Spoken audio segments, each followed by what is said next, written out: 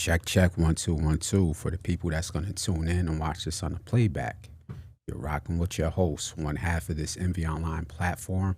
I'm Son of a Jones, and to my left, his partner, the passionate Huey P. Newton journalist, Azar Johnson. you come up with a new tagline every podcast. I try. Episode 40, man. Hip hop inspired, man. You know what I'm saying? Episode 40, we got a lot to talk about. We like to curate music, talk hip hop, current events, politics, sports, and so forth. Before we get into our topic, our culture, from where we come from, took a big loss. We lost a brother, Malcolm-Jamal Warner. Yes, sir. So I want to send a heartfelt condolences to his family, his loved ones, his close friends. The news is already out there. I don't want to repeat what happened to him. Yeah. But just in general, we lost somebody special within the culture that we come from, man. Mm-hmm. What was your thoughts when you heard that? Sad. Sad. I mean, because he was only like 54, right? Yeah. Yeah, he was. I mean, in this days of era, that's young. You know what I mean? 54, so he had a whole lot of life to live. And I think that when you instantly hear about somebody passing, you think about like their family and the people that are close to them. So just condolences to their family. I think for people that don't, I mean, are you asking me how I feel about the? I think because we're, and I don't want to make this a celebrity thing because we're always going to lose celebrities. We're going to lose humans regardless. He's just somebody that we grew up with. Yeah. You know, Generation X, millennials, like we grew up watching him on the Huxtables. We grew up watching him but do guest appearances on other TV shows. He did. Eddie Griffin, Fresh Prince of Bel-Air. Mm-hmm. Him and Eddie Griffin had a show later on. Like Malcolm and Eddie. Yeah. Like, he did a lot as an actor. So seeing somebody we grew up with, it kind of feels a little close to home. So that's what I was getting at. Yeah, no, I think that, just to give a slight quick overview, which I can't go over his whole catalog because he meant a lot. He was a poet, author, actor. I think what stood out more about, especially with his acting, is a positive role model and mindset he gave. You know what I mean? He portrayed. I think you never really saw him wilding out. I was just about to. Can I cut in real quick? No, go ahead, please. Yeah. I like that you said that because I was thinking the same thing. He was never typecasted. I think that's the word. Yeah. Like they never put him in a specific role saying, hey, you're the angry black guy. Like, I forgot the brother's name is slipping, but the brother that plays Ghost. Omari Hardwick. He's kind of typecasted if you look at his roles. Yeah. He's always playing somebody with some scroozles. Yeah. Malcolm-Jamal Warner is always playing somebody positive. Right. TV shows and all that, so I like that. But go ahead. No, I to piggyback off that, I think he always played he always had that positive aura, strong black man. I could say something else, but I don't want to offend a certain genre. But let's just say he was a very masculine, strong black male, and he showcased it in the industry, on screen and off the screen. And that's just what I'm gonna say. And I appreciated that. Yeah. Kind of like with Chadwick Boseman, to kind of give you, before this era had the whole Black Panther and social media of positive black actors, he was one of them that set the trends. So I don't think it's ever really going to be something that's going to be, what's the word I'm looking for? It's not going to be something that showcases, like what we talk about with hip hop all the time. We know about the acts prior to who's the new acts coming now of how other artists paved the way. Malcolm-Jamal Warner paved the way for a lot of the positive role models that you see, and he stood for something.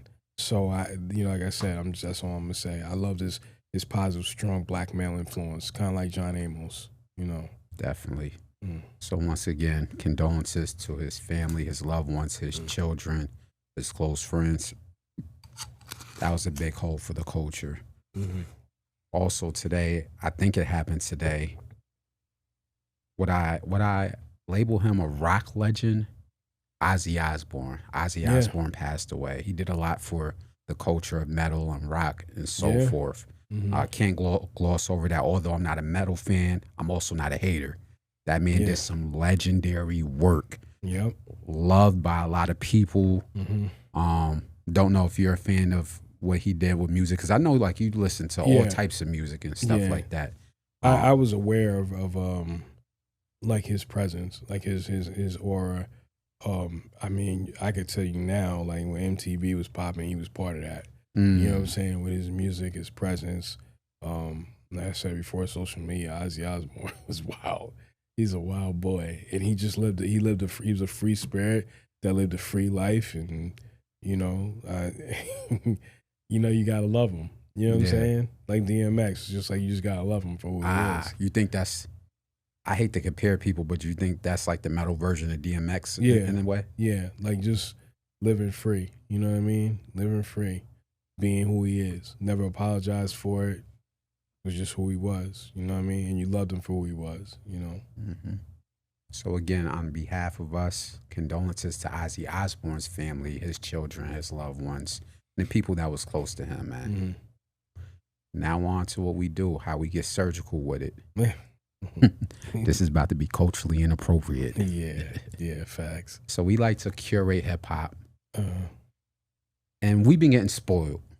Generation X and millennials. We've been getting spoiled by our favorite rappers. Raekwon dropped the album. Outside of Raekwon, we've been talking about the Clipse album. As you see, I got the vinyl. I told y'all, I don't do too much streaming. I go out and support the artist the correct way. Yeah. Shout out to them, man.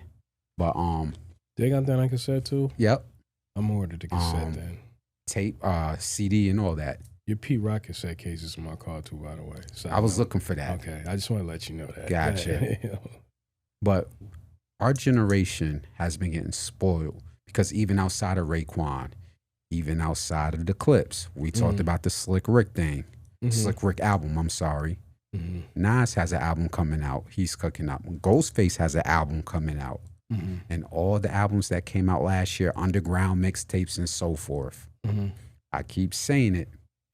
The 40-year-old rapper is a thing here to stay. Yeah.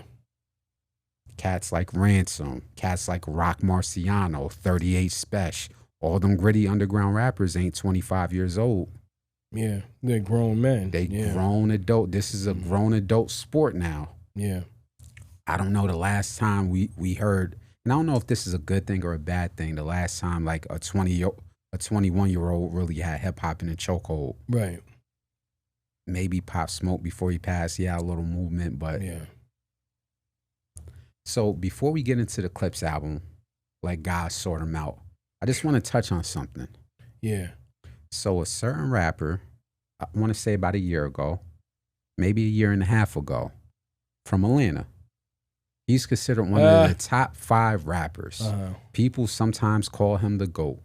He made a statement, and a statement I'll kind of quote where he said, well, he's not inspired to rap at this moment because of his age. He's like, I'm 48. What am I going to rap about? A colonoscopy? And I'm referring to Andre 3000. And it's no hate, but that's what he said. And funny, after he made that statement, the plethora of albums from Redman, from Eric Sermon singles, from Nas, right? You know, underground hip hop, like I said, Ransom, 38 Special, all these grown men in their 40s started flooding the hip hop market with dope art. So I said all that to say this. It looked like Andre 3000 missed the boat because all his peers are showing out in this thing of ours called hip hop. Right. Just touching on that real quick. What is your thoughts? Because we talked about Andre 3000 last year when he made that statement and what you're looking at within the culture of hip hop. I think that's just a lying excuse, you know, just to try to sell some crap. Because remember when he did the that Flute album? Yeah, when you want to do, I didn't even try to. What did I tell you? See, everybody was trying to be. Your chakras are not aligned and kumbaya, and you just ain't see, you just not Deshaun. You're just not seeing out your third eye. You don't get it, my brother. Burn some incense and watch Dr. Umar Johnson. Oh Jesus! No, it sucked. Yeah, facts. It sucked. I'm sorry. Nobody was playing the Flute album. And I'm not saying that for clicks and views. I'm talking about the culture of hip hop. What reviews was written on it? No. Now, I said something can come out of it later because I understand making music. I understand people can sample those flutes and make beats. But as far as a hip hop art piece, nobody ain't talking about that flute Does he album. think we stupid? He can't. He like, come on, man.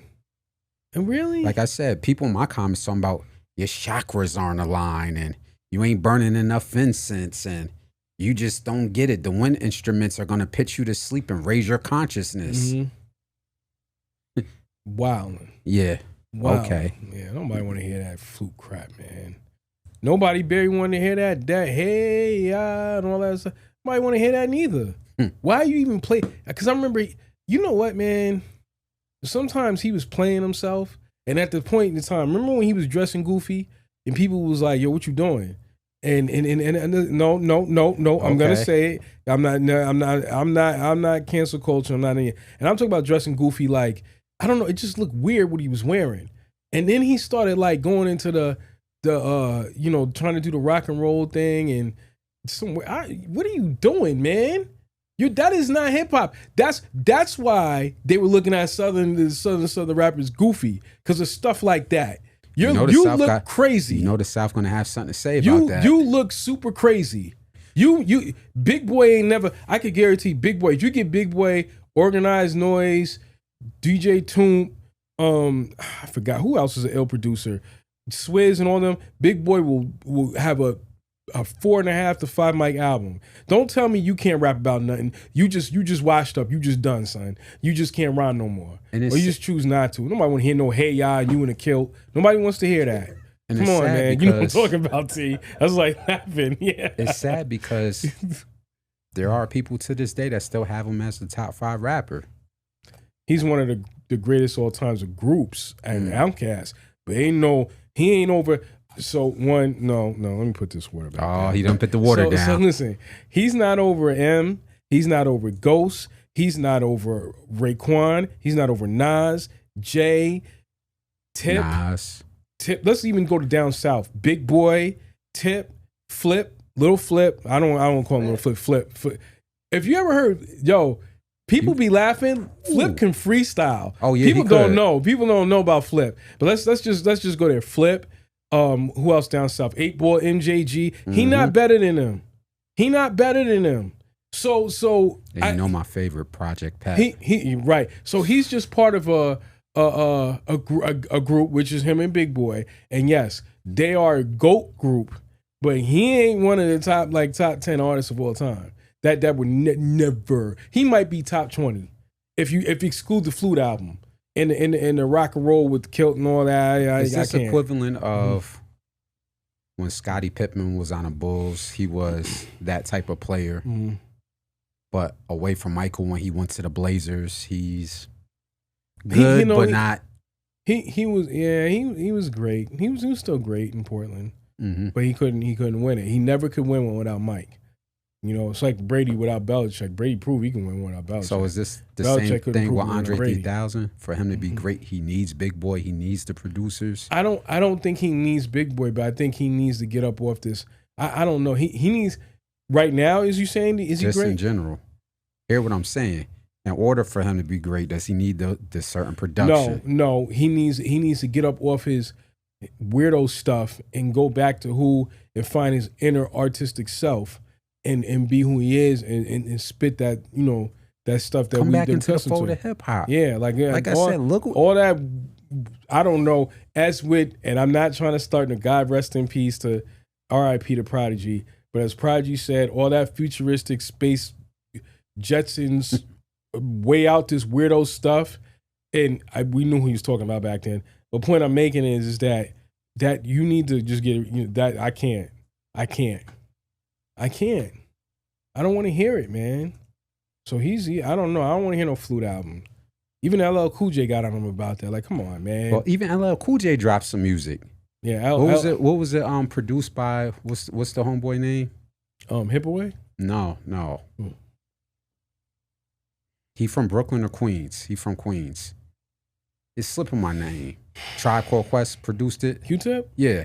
I think he had an album produced by Q-Tip. Wasn't bad. It didn't get rave reviews. See, that's the thing that people are missing in this discussion. Because L's not pushing it. Yeah. It's not that. The video he came out with Ross was banging. Saturday Night Special was tough. And they were spitting. Yeah. Ross was spitting. LL Cool J was spitting. Yep. It's people are listening to it. Oh, well, if it's not on the charts, it's not great art. I'm sorry. Yeah, I don't come from that. I don't come from that cloth within hip hop. Yeah. Remember when hip hop was dropping back in the 80s and there was only certain albums to go gold? Yeah. Like you had to do a lot for a gold tape. If you sold 200,000, that was successful. Mm-hmm. Back then when it first started. And then it got to a point where it's like you need to go 6 times platinum and all that mess. And it just was, I don't know, man. It was super goofy. But long story short, yeah, I'm not trying to hear that flute stuff. You miss me with the flute stuff. The flute, you gotta stop. You really, the flute. What are we like? Isn't that like oh my God, the dude that used to play with the kids with the flute, like do. You talking about the Pied Piper? Yeah. What was he trying to be like the Pied Piper? Oh Lord. You know what I'm saying? Like what type of weirdo stuff are you on? Here we go. Like, oh God.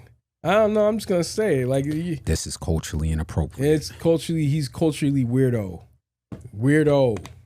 But you don't think the Flute album is in the same vein of Snoop doing the nursery rhymes, the lullabies, positive affirmation? Just something different. It's That's one a thing. good point. And let me give you a bit. Yes, Snoop did do that, but then he came out back with the album with Dre, Missionary. which was tough. So he kind of like, even though he did something different, he didn't go back and say, yo, I can't rhyme about hip hop no more. I can't rhyme about it because I'm this age. He get nah. That's a cop out. That's called I have no more skills or talent, and I'm just gonna use this as an excuse to move the way I'm moving. I can't respect that. Well, we don't spend a few minutes talking about Mr. Andre 3000, but I just thought that was a good point. AKA Super Weirdo. I just thought that was a good point because ever since he made that statement, yep, the amount of grown adult rappers over the age of 40, not just the mainstream ones that we know about, like the Snoop Dogg's, the LL Cool J's, the Redmans. I'm talking about even the underground rappers, the 38 Specials, the Ransoms, the Rock Marcianos, because these guys are 40 and up. Right. Started dropping dope music. Ever since Andre 3000 made that statement, the culture has been speaking, which leads us into this Clipse album. The Clipse album, Let God Sort Them Out.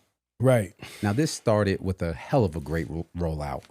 I love the media run that they did, that Malice and his brother did. Okay. When you heard about this album come out, what was your expectations? I thought it was gonna be. I was kind of. Because I'm not sure. I don't think Pharrell's producing this album like that. This? Yeah. This was solely produced by Pharrell. It was only Pharrell? Yeah. Oh, snap. I thought we got to get this correct. Time out.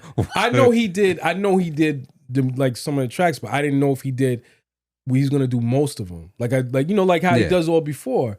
So I was that was the talk behind this. Right. So I was Please forgive my partner. Anyway, you know what I'm saying? I knew he did.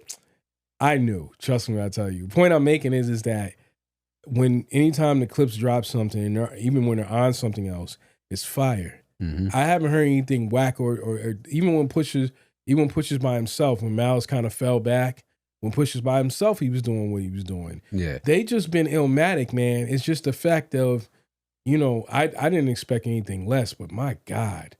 I mean, it's like they still got it. And that's why, like, let me put it to you this way. Can I make a comment? Ahead. When you hear the album, because let me put it this way. The first two things, they dropped so many gems and said so many Illmatic lines. I couldn't write. I don't even have a quote to give on this one. You know how you usually have like notes? It was just too much. That's how Illmatic it was with the gems and the lyrics that they were dropping, right? Then, two, when I see and hear stuff like that, I'm looking at these drill rappers like, how dare you? How dare you? How dare you drop this crap of trash of garbage? And it doesn't get no radio play. Can I cut in this? Yeah.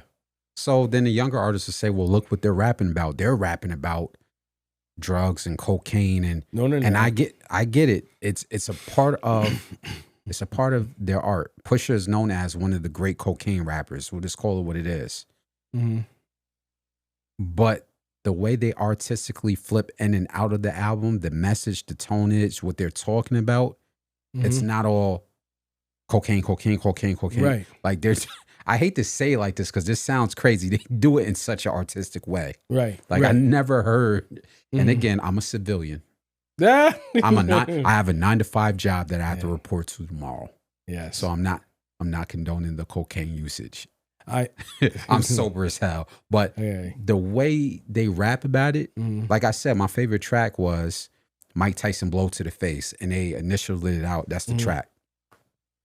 I'm like, who would think of to name a track Mike Tyson Blow to the Face? That triple entendre, because we know what Mike Tyson was doing back in the 90s, which is the reason why he got knocked out by Buster Douglas. Right. Just to see them artistically do that and then have a message with it is 10 times different than drill rap. So I just wanted to throw that point in. I'm 1000% on board. And it was just the gems. And then and to counter and counteract with what you were saying about what, about the cocaine rap. So if you listen to some of the songs, did the one song you talked to me about it, but I heard it, where he's talking about like his parents. We're gonna talk. And that was dramatic. I was like, whoa. So that story was crazy. Yeah. So let's get into the album. So again, I like to promote the physical artwork. Here's the cover. They got the vinyls out. I think the vinyls might be sold out, but go get you something, man. Let's get back into this as a culture. Y'all remember what this felt like back in the 80s and 90s when you brought the art, whether it was a CD, a cassette tape, or whatever. Whatever's your preference, let's get back to buying the art, man.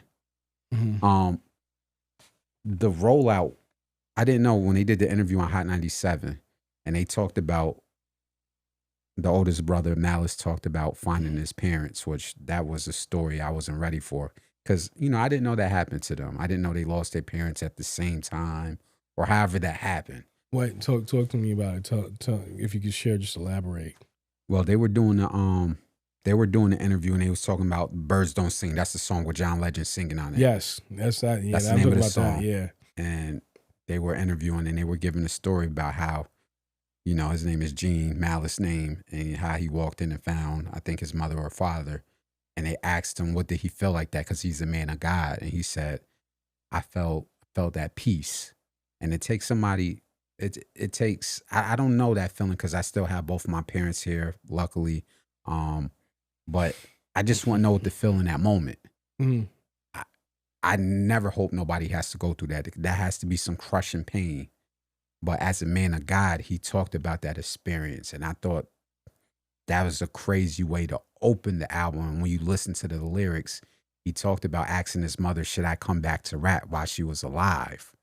See, that was certain bars in the song. If you listen to the song, he was asking his mother about, should I get back into rap? So I kind of felt like there were certain things that was happening as he was contemplating coming back. But go ahead. No. You say like about that song, like, because he was talking about like how his mom's was like, he's talking about his parents. I think he's talking about his mom's was holding the house down. Yeah. And how his father was out there like working, hustling the jobs and making sure that they ate. And even though his mom's work, she made sure that on the back end, he never felt, his father came into the home and never felt crazy. He made the environment. And being that the work ethic that the father taught them, you can only imagine what he felt when he saw that package. So when I was hearing like this, I can't get into the whole song. Like I can't tell you. Well, that's what we hear but okay. So like with the way he was telling the story, I was like, oh snap. Yeah. Like even to the very end where he said when he got his father's phone after he passed away and found out that the code to his father's phone was, I love my 2 sons. Yeah, I love that. That probably had to make him feel better in that moment. Yeah. This is art at its highest form within our culture of hip hop. This is why we just said what we said about drill rappers and the Clipse, that even though they talk about what they talk about, you don't get no artistic than that. No. Who tells that story in that manner in track 1 on the album? Right. Thanks. Then he says something about his father where he's bigging up his father, like, yo, I was sharing you with the other people who didn't have a dad. Like, that's just certain bars that was sticking out. I thought that was dope how he was bigging up his father. Yeah. From the era that they come from, man. Yeah. It was dope, man. Like all the I can't even get into all the tracks. Yo, for anybody that needs to hear it, you just got to get the album. It's too many gems. Again, even do you want me to say? Pick up a copy, man. You ain't got to stream. Son, there was lines This is in culturally inappropriate. He said, yo, there's lines in there where I was just like, yo, you got to stop. Like Pusha, Malice and Pusha. But Pusha said, there was a lot of talk. Pusha said, you buy watches, I buy collections. I buy bitches, you buy sections. Who was he talking about, He said, your reality TV's mud wrestling, just some checks are just irrelevant. I said, oh my God. This is culturally inappropriate over there. Son, stop. You're beating him up. I think I got an idea what he's talking about. Lord Jesus. It just hurt my feelings. To the point, and I like how you bigged up Pusha T. I think people was forgetting how ill Malice was. Now, he did release some independent projects separately. But it's been a while. Like, they ain't dropped an album together since 2009. And then he had his own solo projects. But he was spazzing too.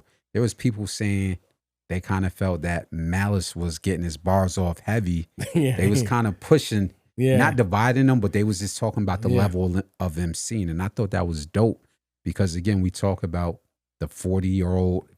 Malice is 52. He ain't in his 40s. He looks good for his age. Yeah. That's a grown 50-year-old man rapping like that. Real quick, before we go on and keep diving into the album, what does that do for the culture of hip-hop when you have a 48-year-old Pusha T and a 52-year-old Malice? That gives me hope.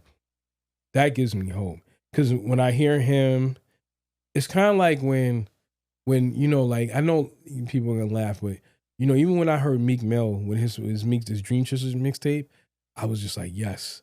Because I know he was going to be here for a while.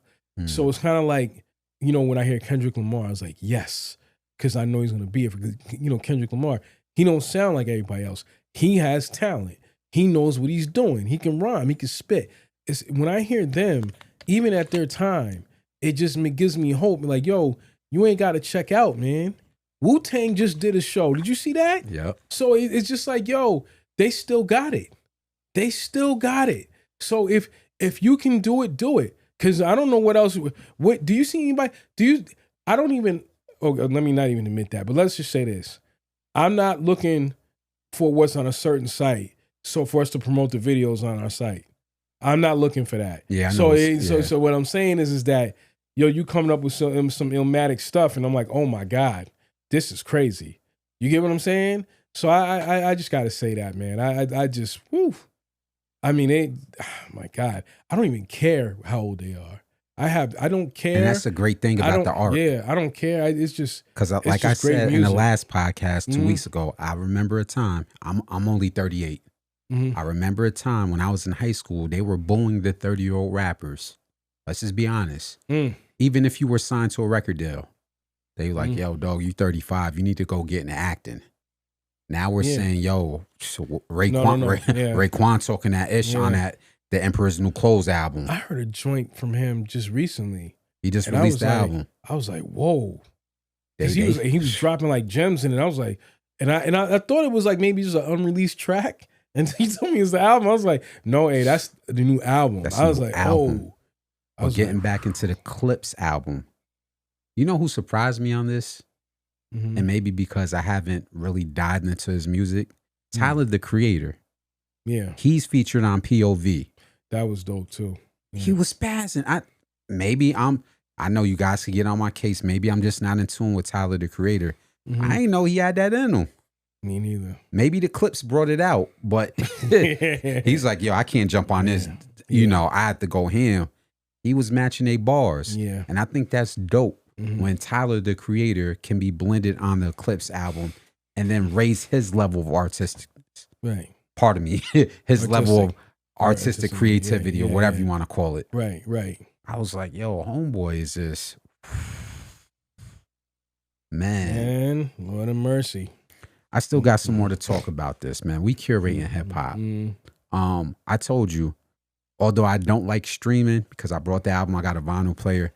I did listen to it on YouTube, so I guess technically that's streaming. So here was the dope part about listening to the album via YouTube, watching their, I guess, lyric videos. the imagery was so dope.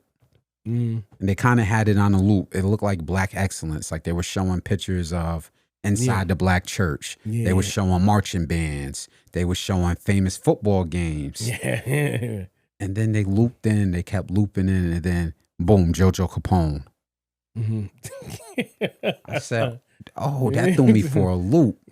So real quick, funny. I'm not. For real quick, I'm going somewhere with this. I posted this and I ain't getting no, I don't post stuff to get likes, but I was making a point. I felt like that brother has did so much stuff behind the scenes of hip hop. I'm glad he got recognized in this album, even if it was just him being shown as a visual in the background. And I'm referring to JoJo Capone from Chicago.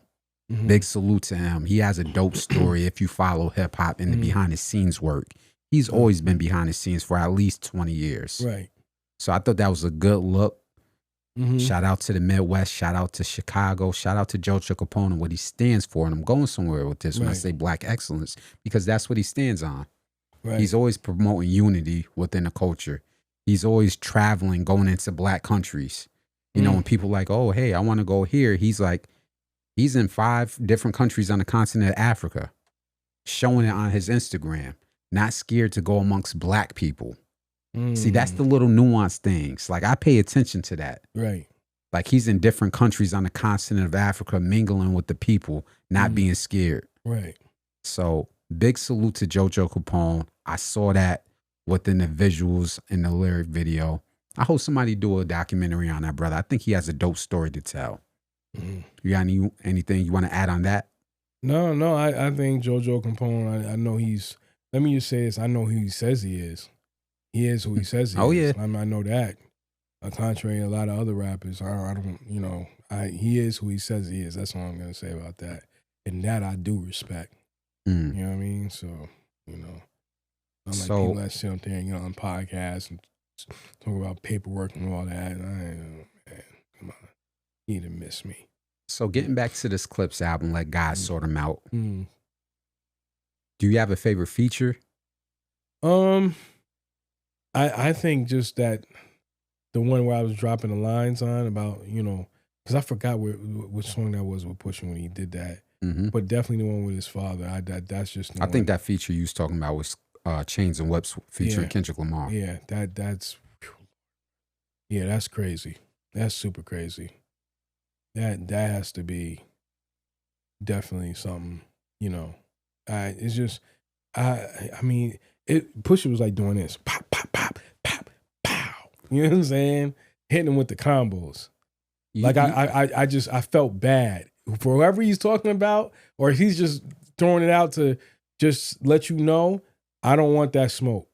That's just, you know, your boy think he's slick. What he said? I told you, your boy Nas, because Nas is featured on here, dope verse, and then Nas is also featured on the Raekwon album. And Raekwon had to come out and clear it up like, yo, he wasn't dissing Jim. But I'm not even here nor there talking about dissing, but just Nas being present within the culture of hip hop. Nas is within his 50s now. Yeah. And as we talked about in multiple podcasts, what he's doing with Mass Appeal. Right.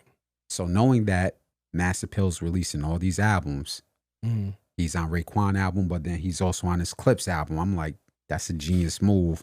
Because it's gonna keep it fresh in people's brain. Like, yo, Nas is outside. Right. Nas is outside, baby. Facts. And then we know he's gearing up for an album, I think, with DJ Premier. And my God. Anytime him and Premier get together, it's crazy. My God, when that happens, that's gonna be the conversation piece for a good month. Y'all better go home and write hard. What Cameron say on Hot 97? Y'all better go home and write hard tonight. Yeah. Because when that album drop, I like the feature with Stove God. He's been on the underground scene for a while, making a name for himself. He's not a new name. He's somebody that's been putting in a lot of work. I think he's affiliated with West Side Guns. Okay. I want to say Stove God might be from upstate New York. He might be from Syracuse. Forgive me if I'm wrong with that. But I think it's dope that you got Pusha T with the flavor, how he raps and Malice and what they talk about, and you get somebody named Stove God. I did like this the double entendre, this grabbing Right. stove guy, like, yo, I need you to sing the hook on this. Right. Just genius, man. Mm. Whole album, it just raises the bars to another level. Here's another point. Mm-hmm. If I'm a younger artist, how do I follow this? Facts. Like with Yeah. all the music that's been dropping, Yeah. not just this year, last year too. Mm-hmm. The Redmans, Yeah. the Rock Marcianos, the 38 Specials, the Clipse, Mm-hmm. LL Cool J. Well, Right. all, like if you're 25 right now, calling yourself a rapper, Mm-hmm. how do you respond to this within the culture? That's a good question. It should inspire you. Yeah. It should inspire you to actually practice more and Mhm. develop into an artist, not just, oh, hey, I'm gonna put this out on YouTube and try to. What's your do you think this can lead to something for the Yeah. younger artists? Yeah, I think it could show a blueprint. You know what it used to be.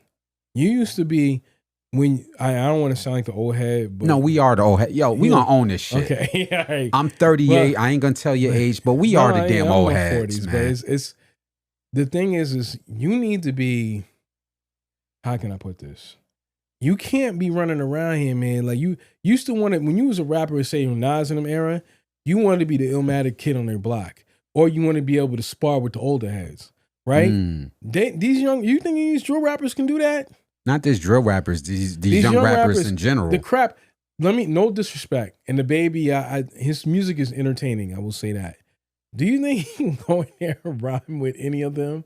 With a 50 The baby Cent, probably could. with a Ghostface. The baby could spit, but a Yeah. lot of these other cats. Okay, so just a lot of the rappers, even drill rappers. Do you think they can actually go in there and do that? No. So that's my point. There's nothing. There's like it should inspire you. You should look at that and be like, oh, I got to step my game up. You know, I'm gonna go back to what I said when I heard Meek Mill. Yeah, I think he belongs over there. I know he can like get with them. Meek Mill. When I hear J. Cole, yes. When I heard Kendrick Lamar, yes. See, Kendrick Lamar is Illmatic. He reminds me of what the West used to be before Suge's ignorant ass made it about a West Coast thing. Like when you heard, like to be honest with you, and I'm gonna say what I need to say. When Snoop first came out, right? Mhm. You know what impressed about Snoop? We all love Snoop. I'm not talking about with the industry with gin and juice and all that. When you heard Deep Cover, I never heard anybody rhyme like that before. Mm. I don't even care where he was from. I could care less where he's from. When I heard Deep Cover and the way he was flowing on the beat, I said, my God, who the hell is that? You know what I'm saying? And you know, him. So when to the point I'm making is, you know, I don't care where you from. I don't care where you at. You just an Illmatic cat that can spit. It didn't matter to me. So I think that these young boys, when you're coming, just be yourself and have your own flow. Just, you know what I'm saying? Don't be trying to just, you know, be creative. There's another ways. Let me bring a point. Ghostface talks about relationships, right? About what he's been through. I can relate to it whether I was in my 20s, 30s, or 40s, right? Any other way. And he was grown when I was hearing his music. Nas talked about it, Jay's talked about it, but they all told their own story. So it's not like when you're speaking about certain topics, if you put your own flow and tell your own story, it's a different way. They all, Nas, Wu-Tang, Biggie, all of them, they all talked about women, but it was in their own way, their own flow, their own style, their own story. Their own live reality. Right. This is real quick. This is, again, going back to what we talked about last podcast, where I was talking about that AI crap and how now they're using AI to write raps and produce. What fucking soul does an AI have to create? You have no lived experience. You can get prompted. Yeah. But you can't tell me about a relationship. Go ahead. Did you see the Chris Gotti interview? No. Where he's talking to No Jumper? Go ahead. And he was talking about an AI. I meant to send you that link, man. I apologize. And he said the AI is about to take over. He said they got an AI Drake. So he said, why wouldn't you do a song with AI Drake? You know, you can get popping like that. Because I kind of wanted your opinion on that. Because the way he was making it seem like, because he said the thing like he blew it up, like what we were talking about. Mm-hmm. He said Timbaland is getting ran through the ringers for it. But he said, the goal is now, he said, that's going to be the future. Why wouldn't you just deal with it? Like if you're in Toronto, just do a song with AI Drake. I'm like, Okay. Like I said in the last podcast, So I want insurance. I gave the that, analogy the Yeah. last podcast. I said there's people out there that like to play with toys, and that gets them to where they need to go. Yeah. Respect. I'm not kink shaming, Mhm. but every once in a while, you need a real human experience and somebody to talk to you, like Wesley Pipes was talking to his girl and West Coast Productions. Oh God! I said that last podcast. Yeah. You like to play with toys, cool, but you need the human. The reason why we like the artists that we like, no matter if it's in R&B or hip hop, is because, as you just said, when Ghostface was talking about relationships, they're giving you real life experience that you can relate to with their style on it. Yeah. When Luther Vandross sung "Dance with My Father Again," everybody felt that who lost a parent. When Biggie was singing Everyday Struggle, and all the bars that he was spitting, no matter why, what'd he say? Don't ask me why I'm so stressed. My mother got cancer in her chest. Yeah. Things done changed. No matter what artist you like, there was a point where they were spitting something that you were going through. Right. So I don't want to hear a prompt that somebody typed in a chat box, and then now you're about to tell me about school and finances, because it has no soul to it. Right. It has no soul to it. But that's my answer on that. Okay. No, I that's what I wanted to know, because I was hearing that. I was like, oh no. I was like, and you know, Chris Gotti was talking about that, and he had broke that down, like how that he thinks that's what's gonna be the future. You know what I'm saying? Yeah, well, that's not culturally appropriate. I'm still having faith that this whole, as a side note with the whole AI thing, I think that it can help, but as long as you limit I don't. it, you know what I'm saying? I don't. And I'm going to say this, and I'm going to keep saying this. A capitalist is going to capitalize, it's going to capitalize, it's going to capitalize. These record labels just want to use AI so they don't no longer have to sign artists and deal with artists. Right. They're going to have an AI version of this artist in every region, and then it's going to be nearly impossible to get your favorite artist back on the radio. This is why, and we're going to talk about this later, why it's important for us to support the artist by buying physical copies of art. Yep. It's important to go to the shows that we went to, like the Fat Beats 30th anniversary, because you can't AI that. Like when we saw Lord Finesse, and when Lord Finesse was freestyling, what was he freestyling, eh? Yeah. He was killing it off the top of his head. Yeah. Large Professor. You can't AI what Large Professor was moving the crowd. And we're going to talk about that later. We're going to get into that. Same thing with the Duck Down 30th anniversary. Have you? We were there in person, not streaming. And that's how hip hop is supposed to be within the culture. Yeah. Now, when you're there and not just recording and taking pictures, but intertwining with people and seeing real reactions, I'm hearing people saying, yo, damn, I'm living. Yo, I remember when I was in high school and we were talking about boot camp click and stuff like that. That's hip hop. Let's commune with each other. I don't need AI Drake. Yeah. AI Drake can't bring those feelings back. Do you think artists are going to start selling their AI rights? Yep. Just like masters? Oh, I got something for you. I got something for y'all out there. I'll get ahead of the game. For all you up and coming artists that like to buy features, stop. Want to know why? You're about to get charged 10, 15, 20,000 for an artist to have ChatGPT sell you a feature. So now your hard-earned money, you think you're getting a Kevin Gates feature. He just probably had an AI prompt. So now the bigger artists don't even have to write their features no more. So you working 3 jobs, getting business loans, or your business partner is fronting you 20,000 because y'all think y'all about to get a nice Boosie record. And you don't even know if that thing is AI or not. Right. So yeah, I think all that's about to go around. Publishing rights and all that. But that's my main point with the AI, and the feature game is about to get ugly. The feature game, I don't know if it's a way you can test it to see if the feature is written by AI, but y'all up and coming artists better pay attention when such and such is charging you 25,000 for a feature and you don't know if it's been put through ChatGPT. Now, we done talked about AI. I just want to get some closing. I don't want to veer too far off the Clipse album because we done took 3 left turns. Yeah. And we need to take another left turn and get back. Yeah. Before we exit off the Clipse album, let God sort them out. We talked about this being a possible blueprint for younger artists. And I agree, because it's just like basketball. You see a basketball player you like, you start going in the gym and practicing like them. Right. Moving forward, what would you like to see? Because they team back up with Pharrell. And again, just want to clarify, Pharrell did produce it. Right. Where do you think they could take this?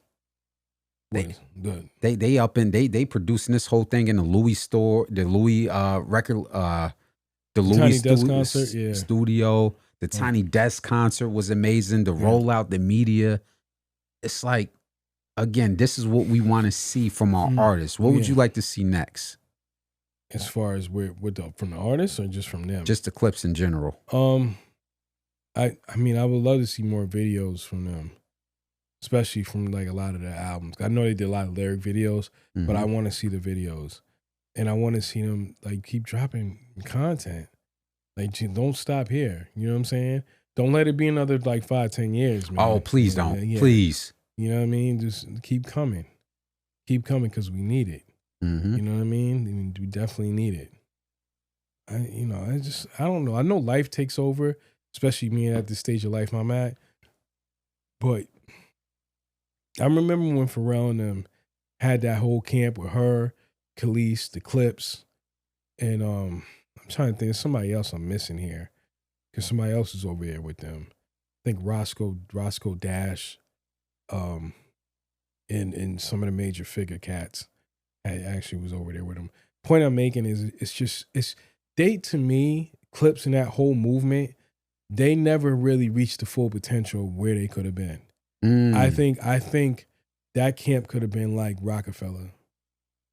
But Khalees ended up getting married and rocking with Nas, and then she got into a whole nother level of life, and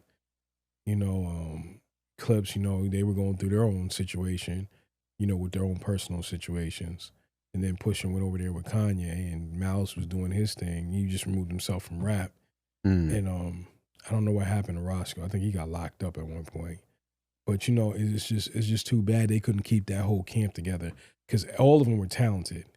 And I think me and you have seen this. We won't say no names, but there was a certain group. They all had potential crews, and I'm not gonna say which one of us were right in the middle of that, but we witnessed, like, they had the potential, they had all that talent, and they messed it up. I know what you're talking about. And I can't tell you how many times, even when we were doing the magazine, whether we were just doing stuff for the site, how much talent we saw walk in and out and walk through past us. And we was like, yo, what the hell ever happened to them? How did that happen? How did that slip through? So just with the Clipse and that whole movement, even that's around them, it's just sad, because I think they, when you're gonna look back, it's kind of like, and for people that can do their research, Mozart. You ever Mozart's story about how he wasn't appreciated until afterlife. You're gonna look back at the Clipse when they're like, we're at grandparent stage, and you're like, yo, those are some Illmatic cats. They're like a GOAT group. They're a GOAT group. They're just not talked about. You get what I'm saying? Because they listening to music with calculators. Oh, they didn't sell 500,000 out the gate. Yeah. That's done. I'm trying to make an analogy here. It's kind of like, and I'm going to let this jewel out. I hope nobody takes this jewel, because me and you going to work on something with that too. That's another project that I'm never going to talk about on there until we release it. It's kind of like, okay, remember when the Dallas Cowboys and the 49ers, I'm going to do a sports analogy. Remember when the Cowboys and 49ers were rocking the 90s? They do documentaries on all the time. And then there was, you looked up, and Ray Lewis and the Ravens of 2000, and it was the Rams with all their speed. There was an era in between. This is why Shannon Sharpe gets so respected, where the Denver Broncos were 2-time champions.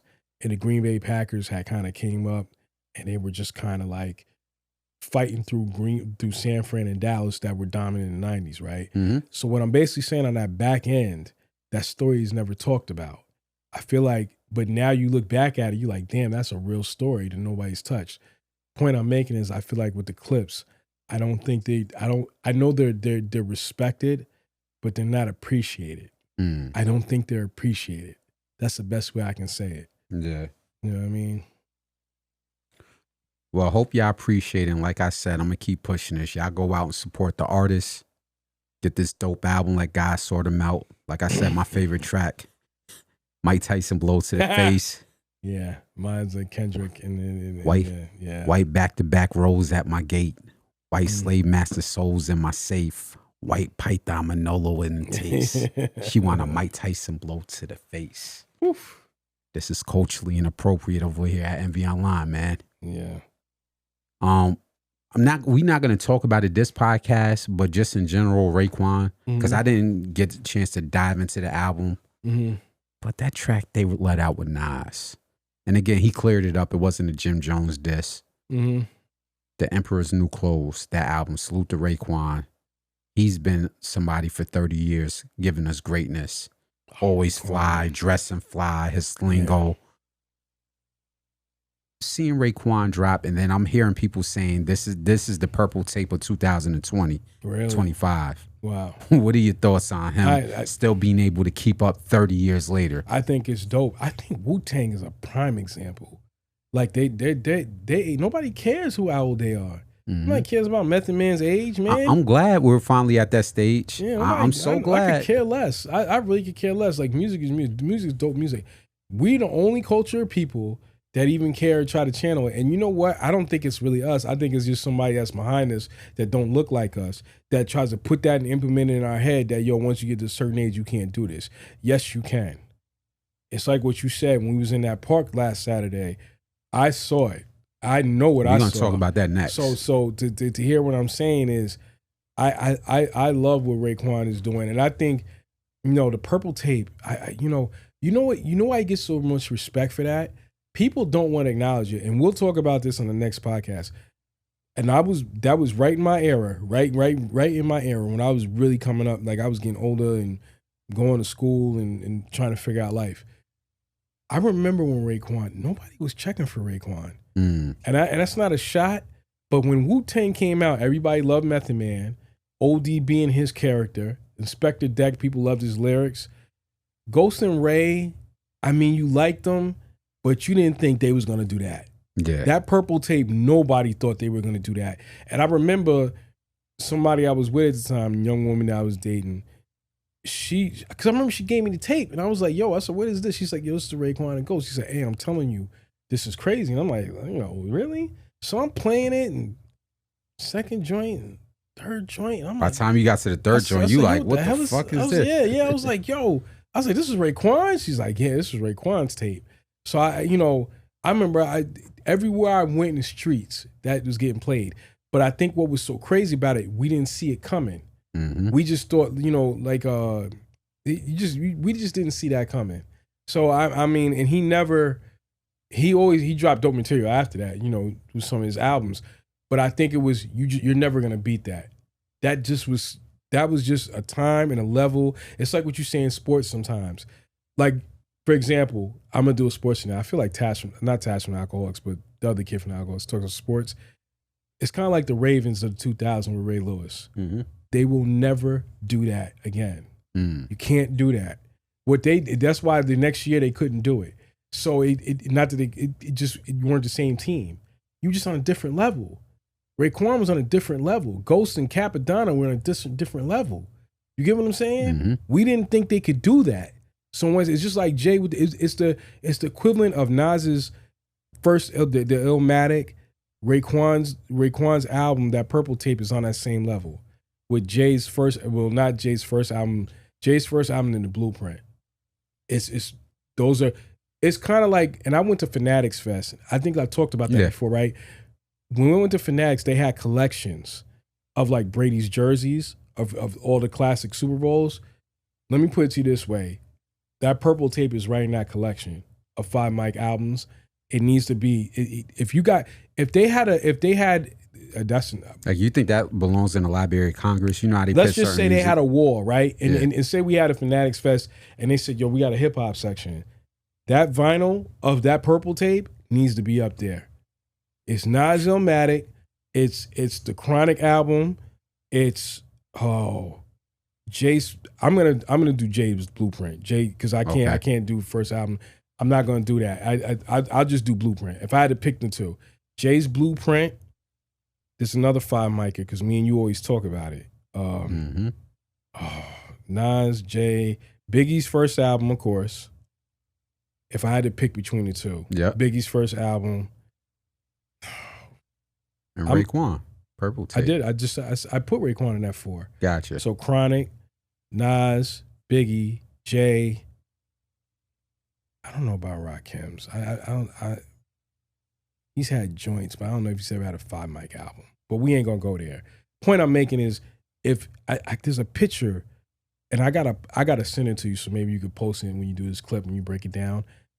It needs to be like that. So if there was a wall of hip hop, like Fanatics Fest, right, where you walked in and saw a wall of hip hop of a classic 5 mic albums, who would be on that wall again? It'd be Biggie's first album, Nas's first album, Jay's Blueprint album. Jay would probably say his first album, but I'm gonna do Blueprint.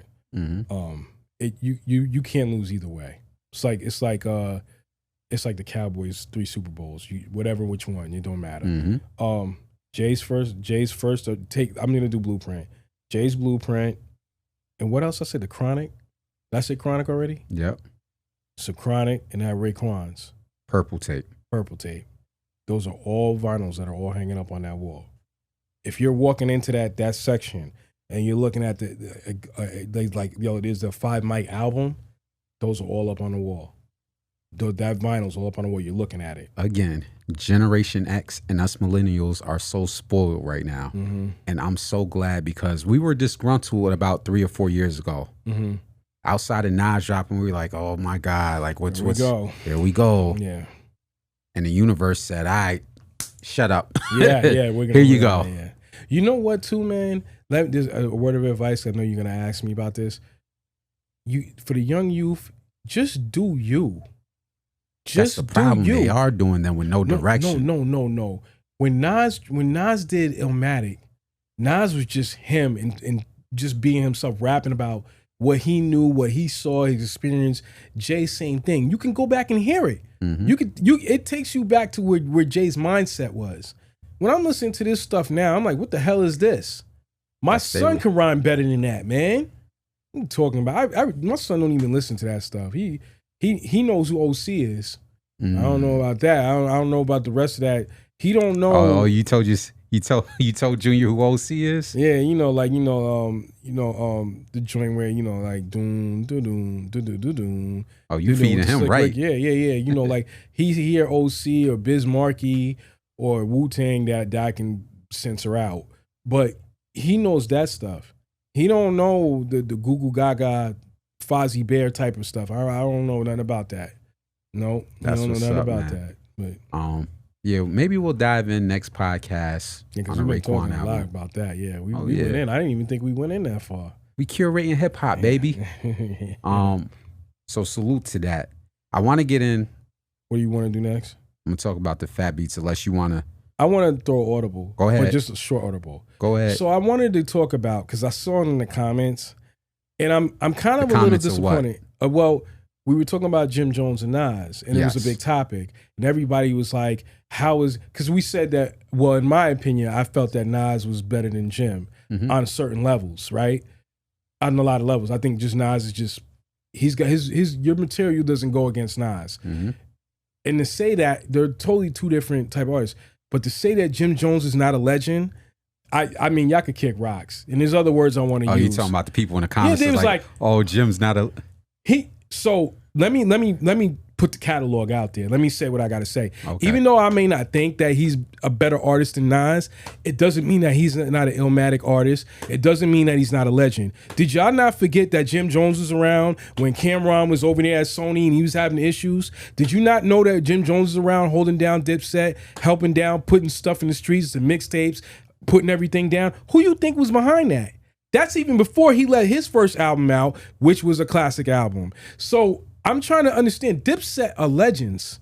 Joel Santana, just freaky, just for him being part of the movement. Freaky Zeke, Cameron, and Joel Santana. You know what? We got to throw the others in there too. Because I think they get bypassed. Okay. I understand the whole contract or who was technically signed. Yeah. Put some respect on J.R. Ryder's name, 40 Cal and Hell Rail. And A Mafia. And A Mafia. You know. But I'm sorry to cut you off. Go ahead. The point I'm making is Jim Jones set off a lot of trends. He set off a lot of stuff. Everybody was following his swag from all the top rappers, whether they want to admit it or not. And he had the ball in. And let me also put it out here. He's another one, and I'm not dissing him. If him and Max B had never split, we might be talking about a whole different. Bird Gang might be at a whole different level. If Stack Bundles never died, if Jaja never got locked up, if Max B never got locked up, I think now what's his name? We about to make America wavy again. Max B on his way back. No, not Max B. What's the brother's name? Matrix. If he never got if they had kept that movement going, who's to say where it would have been? But to just say that Jim Jones, where do you think it would have been? Top 5 groups. They Max B's skill, Illmatic writing. You got to admit, Jaja was writing too. Shout out to Jaja. That wasn't just Max Miami. B writing some of that music. It was Jaja. And then remember that What You Drinking On remix with Paul Wall and Diddy? And then Jaja was sliding on that. And then you got Stack Bundles, who was just tearing it up. And he was repping the East when it wasn't cool to be East Coast artists.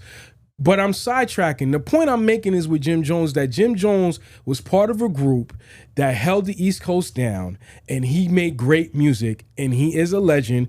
Dipset is a legend, and I don't care. Y'all want to try to diss Bird Gang. Bird Gang was about to lock shit down until whatever happened for whatever reason. We weren't there. I'm not going to get into it. But the point I'm making is he is a legend. I'm not going to sit here and try to have a debate back and forth. But anybody that wants to sit on a podcast and sit up there and say that he's not, you're lying to yourselves. Because I can tell you now, he is a legend. Whether y'all don't, even if you don't like him, he's a legend. There's a reason why he was on the stage with D-Block. Because there's a lot of rappers that felt he wasn't, that felt that he wasn't legend. I'm sorry. Do you think you would have wanted to see them on the stage with D-Block?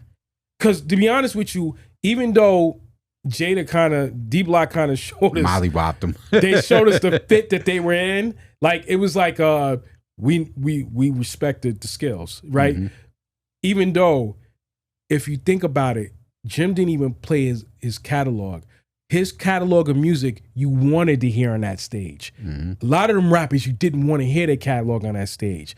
Now, to say it takes a caliber artist like Nas to make you get bold enough to say, well, Jim ain't really all that and Jim's not a legend. But no, yes, he is. He was part of that movement. And without him, there ain't no Dipset. There ain't no Joel Santana. The rock star lifestyle that he influenced, let's call it what it is, all the stuff he influenced, from the clothing lines to all the labels to everything, to people that the clothing brands that he's probably made millions of dollars that probably never gave him $1 in his life, because he influenced them like to the extension of maybe to the older people, like how Grand Poobah influenced Hilfiger. Mm-hmm. He influenced a lot of that rock star lifestyle. True Religion was non-existent in the hood till he came around. I didn't know half the stuff until Jim Jones came around. Jay was not the one. 50 was not the one. T.I. was not the one. It was Jim Jones.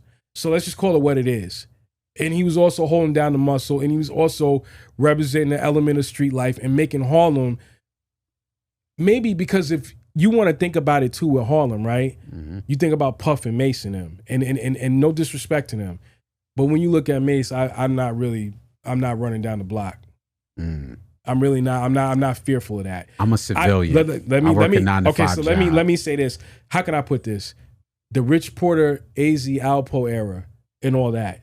That's Harlem. Mm-hmm. For anybody that's from New York and lived in New York, that's Harlem.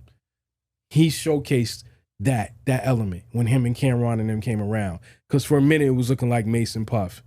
And let's be honest, that flashy lifestyle is only one element of it. Loon said it. Loon said, yo, you had me singing like that. Yeah, I can sing, but that's not my lifestyle. Facts. So I just wanted to say that. I don't, like I said, even though I don't feel like he's a better artist than Nas, you are not going to discredit his contribution and his status. You're not going to discredit it. I'm not on this platform. You're not going to do it. I'm just not going to have it. Just like Joel Santana, we all know he could have been the king of New York. He just had a lot of issues going on. I'm not going to get into it. But the point I'm making, Dipset, every one of them are legends.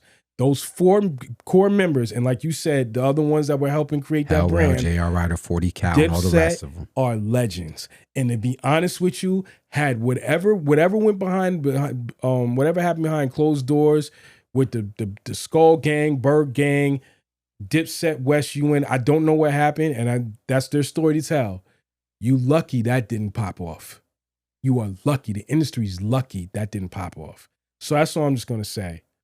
And I don't know too many artists that could have did what Jim did with those first 3 albums he released on Koch the way he did. Because a lot of artists went over there and they died.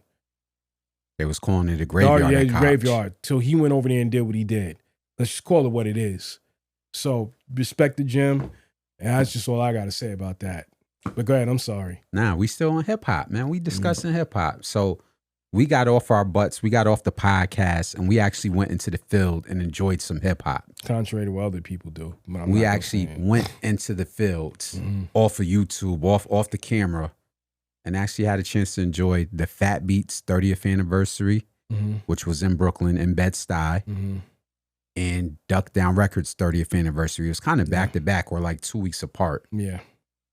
I went to the Duck Down 30th anniversary, so I'll commemorate that. Okay. But we both was out in Bed-Stuy and was watching Laura Finesse and Pete Rock and Natural Elements, Lord Skull, and all them cats. Jericho, forget their name right now. It's I know what you're talking about with the DJ and the rapper, yes. It was such a dope fucking moment for hip hop to see the Fat Beats 30th anniversary and the Duck Down 30th anniversary. Can you give your thoughts and opinions on before I go in?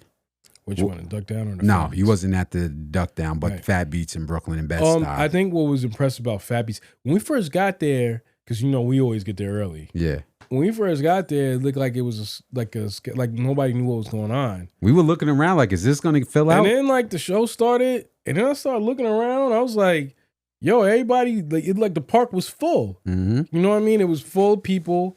The crowd was rocking. What was shocking to me is when who came on first? That when Pete Rock's set came on, and his DJ set was Illmatic. I like, you know, that whatever happened to that? You had a DJ set, and I mean, Pete Rock was just doing his set. He didn't even rhyme. He did his set, and he had the crowd rocking. PE, the other, well, all the groups, Lord Skull. Yeah. Lord Skull is a independent artist. Not independent. He signed to Def Jam, I think Rock Nation. Yeah. But he was dope. PE was the most. Let me get their name right. Can I get their name right? Okay. Jericho Jackson. Okay. The producer DJ Crisis. He also produces with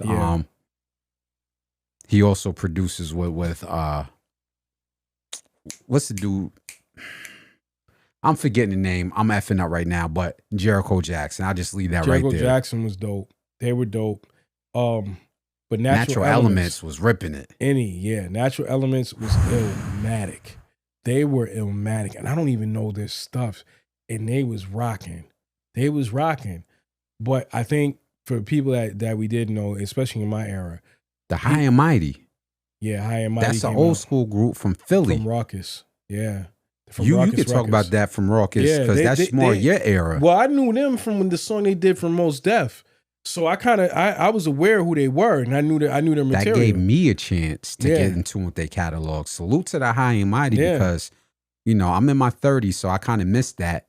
But I was like, oh, this dude, this DJ and this MC is dope, but I want you to go in. Yeah, the High and Mighty was dope. They did some of their stuff from the Ruckus collection. I don't think. Are you aware of Ruckus? Yeah. Okay, so the record label. Yeah, but when they do their compilation and released a lot, they transcended a lot of things. They was responsible for Wu-Tang. I think they had Big Pun. Was Big Pun on Raucous? Oh no. Forgive me. No. I think you're looking. Most Def and Talib Kweli was. Okay. Eminem was at one point. High and Mighty, Pharaoh March. They were all on there. There was a group of them. There was so many talented artists. But long story short, they ripped it. Mm-hmm. But I think Pete Rock's set was dope. Large Professor came out, and he was doing some of his newer material. But then when he went back and did Looking at the Front Door, You're Faking the Funk. He was killing that. And he did. And you know what? I think, because I don't think he did it. I was hoping he was going to do a friendly game of baseball. I wish he would have did that. It's on the Boys in the Hood soundtrack. Mm-hmm. For people that don't know, it's the song that's playing in the background when Ice Cube gets out the car and about to run up on them dudes, right? Mm-hmm. That did something to his brother. But the point I'm making is when he was doing the songs, like people knew his songs. And they were still rocking with it. You know what was impressive? Like it's classic material. You know what was impressive about the show from the older artists, like Lord Finesse and Large Professor? Mm-hmm. Did you see an entourage on stage with them? Did No. you see 50 people jumping around? No. Not saying there's anything wrong with that, because it does work in certain settings, but it was them holding their own by themselves on the stage, killing the crowd. Facts. At their age. Facts. These ain't no young guys in their 30s and 40s. Both of these guys is well over 50. And what I love the best part about Lord Finesse when he brought out from the dude from Lords of the Underground, Do It All. Yep. When he brought him out, Mr. Funky Man, when he brought the one half of the Lords of the Underground out to do like a verse, that was dope too. So that's what I'm trying to tell you. Like, it was some Illmatic stuff going on. It just, he's sitting there performing Brainstorm. Because the dude from the crowd was like, yo, perform Brainstorm. He said, all right. Yeah. Lord Finesse, and I'm talking about Lord Finesse. Lord Finesse is like, all right, if I spit this, you got to spit it with me. Yeah. This is stage presence. Yeah. Cat from that was 2 feet away from me was like, yo, perform Rainstorm. Yeah. And I guess he was like, all right, you done said this 3 times now. Yeah. And he's killing it. I got the clip up. Yeah. And he's killing Brainstorming. The dude's freestyling. It was just such an enjoyable moment for hip hop, man. Facts. That's what I'm saying. And I think like that's what I would like to see moving forward is those type of settings, because here's what also, you have a park full of, let's say 200, 300 people. Guess what can happen? Mm-hmm. Yo, I got my merchandise. Yeah. Yo, I got my album. You can buy my album. Yeah. Now you can network for the artists that like to network that are not scared to touch the people. Yeah. Now we can get back to doing this. Yeah. I put some money in your hand. You give me your album. We take a picture. Like, there's so much you can do in that setting that you can't do from streaming. Right. Correct. You can't stream that shit At all. That's like, it's not us trying to be the old heads, but when we go to the Fat Beats 30th anniversary and see what happened in person, you can't stream that moment. Mm-hmm. Real quick, before we get off track for Fat Beats, what did that mean for hip hop? Because it was more than just a concert. It was commemorating what they gave to the culture of hip hop. Being an indie record store. Yeah, Fat Beats was where everybody could go to get their music, whether it was cassette, vinyl, CDs. They were kind of like, and they were uptown. Mm-hmm. So they were, because I remember Beat Street was running Brooklyn with their stuff. It's kind of representing. It's just big, man. It just shows that the music and the culture is still relevant.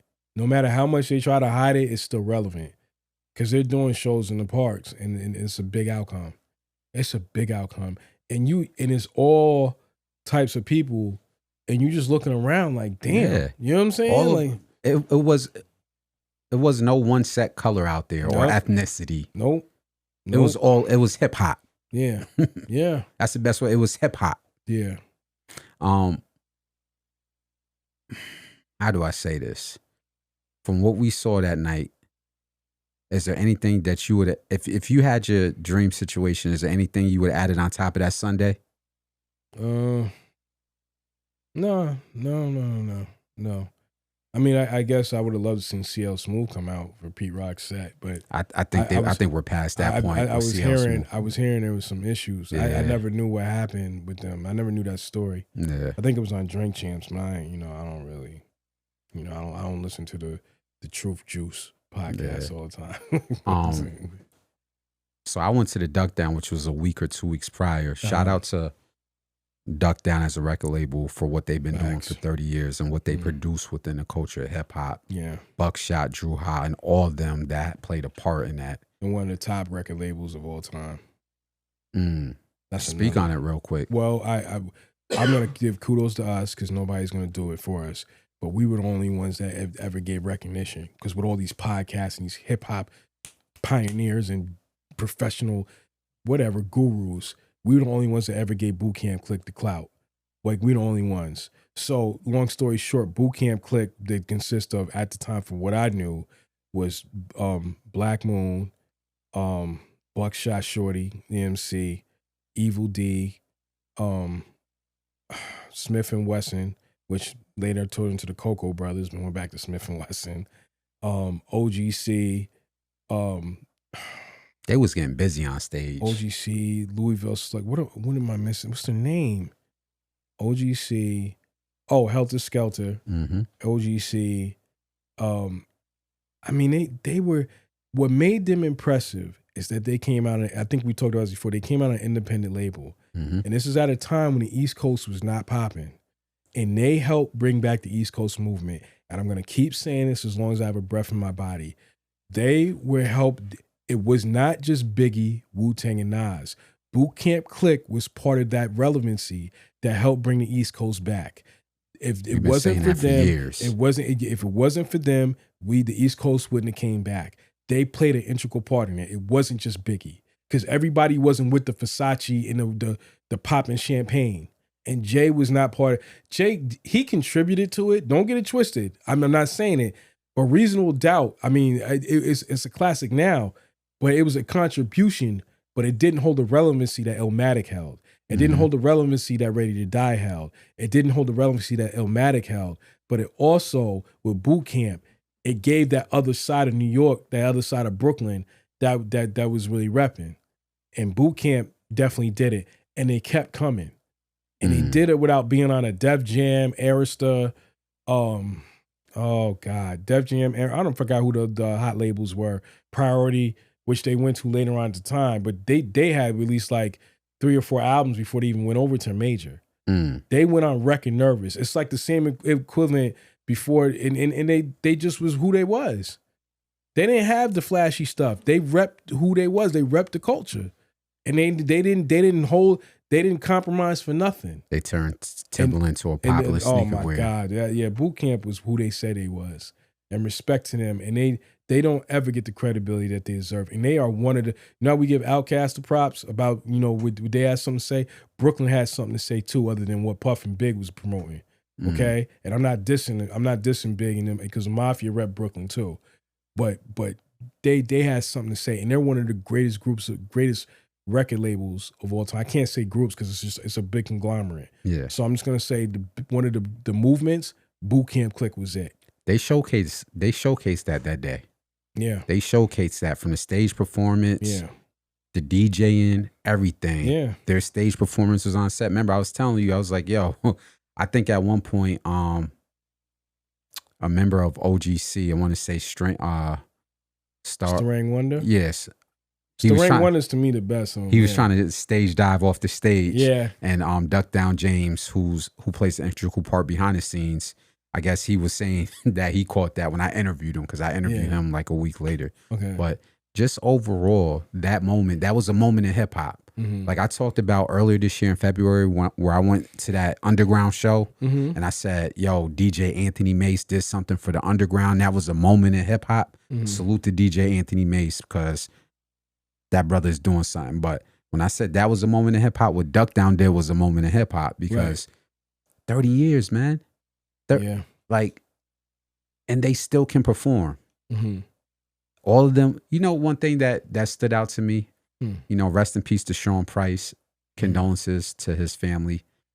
But everybody who was there that was able to perform looks so healthy. Looks so healthy. And I know we take that for granted because we often talk about our health. But everybody who touched that stage, whether it was Pharoah Monch, whether it was MOP, whether it was Rusty Jux, whether it was Rock from Helter Skelter, whether it was Bernadette Price, whether it was the members of OGC, everybody who was able to touch that stage at the Duck Down 30th anniversary looked it so healthy. Mm-hmm. And I want to commend all of them on that, because Right. that's something we got to big up within our culture as we're getting older. Right. I remember you said you wanted to talk a little bit about that. You got a couple minutes about health real quick? Yeah, I think that, I mean, you talk about this all the time. Like, your health is your most important thing. And I think what's getting pushed out here, I seen Chris Gotti talking about it too on the No Jumper podcast. Mm-hmm. Your health is a more important thing, man. You got to take care of your health. Get your water in. Get them steps in. Drink your water. I don't get paid for this, but drink, your Mountain Valley spring water. You might want to look into that. Mm-hmm. Drink your water. It doesn't hurt. You don't have to stop eating. So I know everything ain't good for you. You don't have to stop eating it. Just stop eating big portions of it every day. Treat the food that you eat like you're feeding you're taking care of your body. So instead of maybe having those side of French fries, maybe add apple slices to it. You're probably laughing. Like a banana, oranges. Try to fast.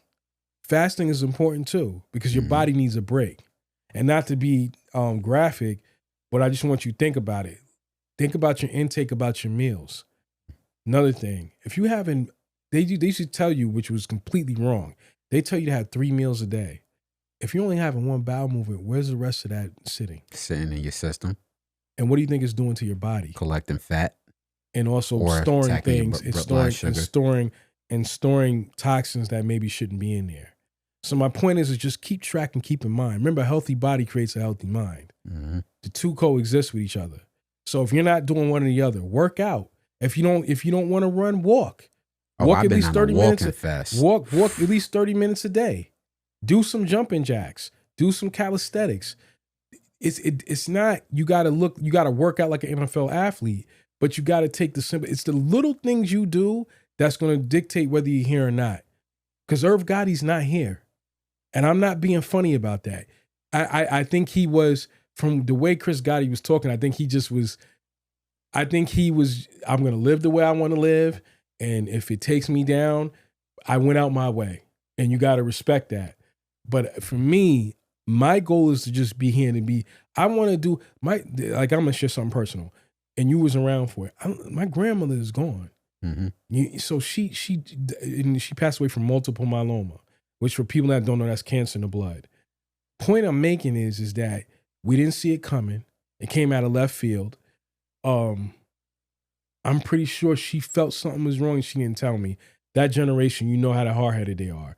The point I'm making is sometimes I think the one in the back, maybe and she kind of lived by that American system of how to take care of yourself. That's not the way no more. And we're now learning that, especially as people of color. So the point I'm making is my goal is to just I want to be a grandfather one day. I am a grandfather. Can I cut in real quick? No, go ahead. Shout out to my grandson. I say this on my social media. I'm a grandfather first, husband second, father third. And in my part-time, I do this. Shout out to my grandchild, JJ. Grandpa Jones, love you. Go ahead. No, definitely. My goal is one day to be a grandfather. I want to be here to see my son. And if anything, for your family, you gotta stay healthy for your family. As much as Irv, probably, I'm not dissing him or being funny, but as much as he lived life the way he wanted to, I'm pretty sure at some point in the back of his mind, he's got to think, wherever he's at this point now, you're not going to ever see your grandkids. I mean, you will, because of the energy, you will one day. Yeah. But that's the things you got to think about. I know, if you look what he did, he made sure that his kids are going to be in a very good state. You could tell he loved his kids. I'm not even questioning that. But the point I'm making is that you want to be around as long as you can. I think back sometimes, and that's, I'm not sharing my personal business, but my son, you know what I mean? Like, my grandfather never got to see him. And he passed away from cancer. He never got to see his great-grandson. My grandmother did. She got to meet him. She got to experience life with him for his first 7 years of life. But my grandfather never saw him. You get what I'm saying? I mean, I'm pretty sure in the essence of the universe. Yeah, I told you about my situation. Yeah, he's probably looking down, or he's in the room somewhere and he's seeing Junior. but he never physically met him. Mm-hmm. You get what I'm saying? And when I look back and reflect, I think that's what made me, once I had my son, made me start looking at my health more important. You know what I mean? Or just trying to do the little things the best I can. You know what I'm saying? Yeah, I'm in a similar situation. And long story short, before we jump back to the duck down, but even with my grandparents, I got 2 grandparents, my paternal grandfather and my maternal grandmother. Both grandparents died at 54. Mm. And I won't put their business out there, but pretty much poor health. Mm-hmm. And I'll just leave it at that with the respect to both sides of the family. But no disrespect, I want to live a lot longer than 54. Facts. I want to see 84 or 94. Yeah. But getting back to what we were talking about, I brought that up for a reason, because every last person who was able to touch that stage, they were glowing. Mm-hmm. They had that Bruce Leroy glow. Yeah. Rockness was jumping on the stage like he was moving like he was 20 years old. Yeah. He was putting on a show. And I was like, yo, this is a dope moment for hip hop to see our veterans moving like this. Pharoah, I can't pronounce his last name. Pharoah Monch. Yeah, Pharoah Monch, killing it. Mm-hmm. You know, doing his feature with Smith & Wesson. Mm-hmm. That, what was it, Medina? Yeah. Yeah, I think he's featured on Medina. Killed it. Mm-hmm. MOP. They look like they was 20 years old. Moving. And as DJ Anthony Mason say, the Kings of Brooklyn. Yeah. The Kings They of are Brooklyn. the Kings of Brooklyn. They are the Kings The of way Brooklyn. they was getting out there, I enjoyed myself, man. Yeah. And I think the crowd did too, Mm-hmm. which is why I said you can't stream moments like that. Mm-hmm. And I hope that hip hop takes notice and the higher ups, or even our veteran artists, because I heard Mass Appeal sometimes sponsors shows like that. Shows like that have to continue to get sponsored from us, the culture. Mm-hmm. And we're going to transition into the politics side. There's a reason why I brought that up. No, But just while we stay on this for a few minutes, if you're a higher up within the culture and you got some bread, you should start seeing how you could sponsor events like that. Yeah. Because it's good for everybody. It's good for business. It is. Because you can create business out there. Mm-hmm. And it's good for the culture of hip hop. Yeah. You know. What was I about to say? But just in general, salute to both events. I thoroughly enjoyed myself this summer. I think there's a few more events before it gets cold outside. It's about 3 or 4 of them. I'm going to try to hit 1 or 2 of them up before it gets cold and just keep enjoying hip hop, man. Mm-hmm. That's what I want to do. It's good to be on the podcast. It's good to be on Instagram and creating content. But we got to get back to living the culture. Not saying we haven't. Yeah. But that whole streaming and everybody's behind the screen. I saw, what was it? Chuck D said, when's the last time you listened to music without a screen? Good point. When's the last time you listened to music without a screen? Without a laptop or phone? Yeah. Now you know why I have satellite radio. Yeah. You know what I'm saying? But that's just, you know. They're playing like all the stuff that's relevant. You know what I mean? Even the new stuff. We're not going to hear Medina on that local radio station. Nope. It's only when me and you are traveling going to them games when you got the satellite on. But go ahead. I'm sorry. Nah. Mm-hmm. Just like we hear all those legendary stories from the tunnel. Yeah. Though that tunnel era was a moment for hip hop. Yeah. And I kind of feel like what they're doing now with these free shows or shows in the park, especially in New York City, the mecca of hip hop, that's needed, and hopefully it continues. And I'll leave off on that. Yeah. Now I do want to transition into something while we're talking about ownership of hip hop, because there was one little thing I got to touch on which did happen. And if you were at the show, you know what I'm about to say for the Fat Beats. So salute to Cypher Sound. He was the person emceeing the show. And Cypher Sounds was making jokes, and he was killing it. I guess he made one too many jokes about the president. And boy, did those sponsors come. They jumped on that stage so quick. Yep. Yo. Let me put a little bug in your ear. We said no politics. Yeah. So this is our transition from hip hop into politics. Because when did hip hop not be political? Never. Public Enemy, Chuck D, Raekwon, Self-Destruction, everything we did with that KRS-One, KRS Mike, Knowledge Reigns Supreme, everything about our culture is political. Yeah. So that one little nugget, that one little tidbit said, damn, do we really own it like that?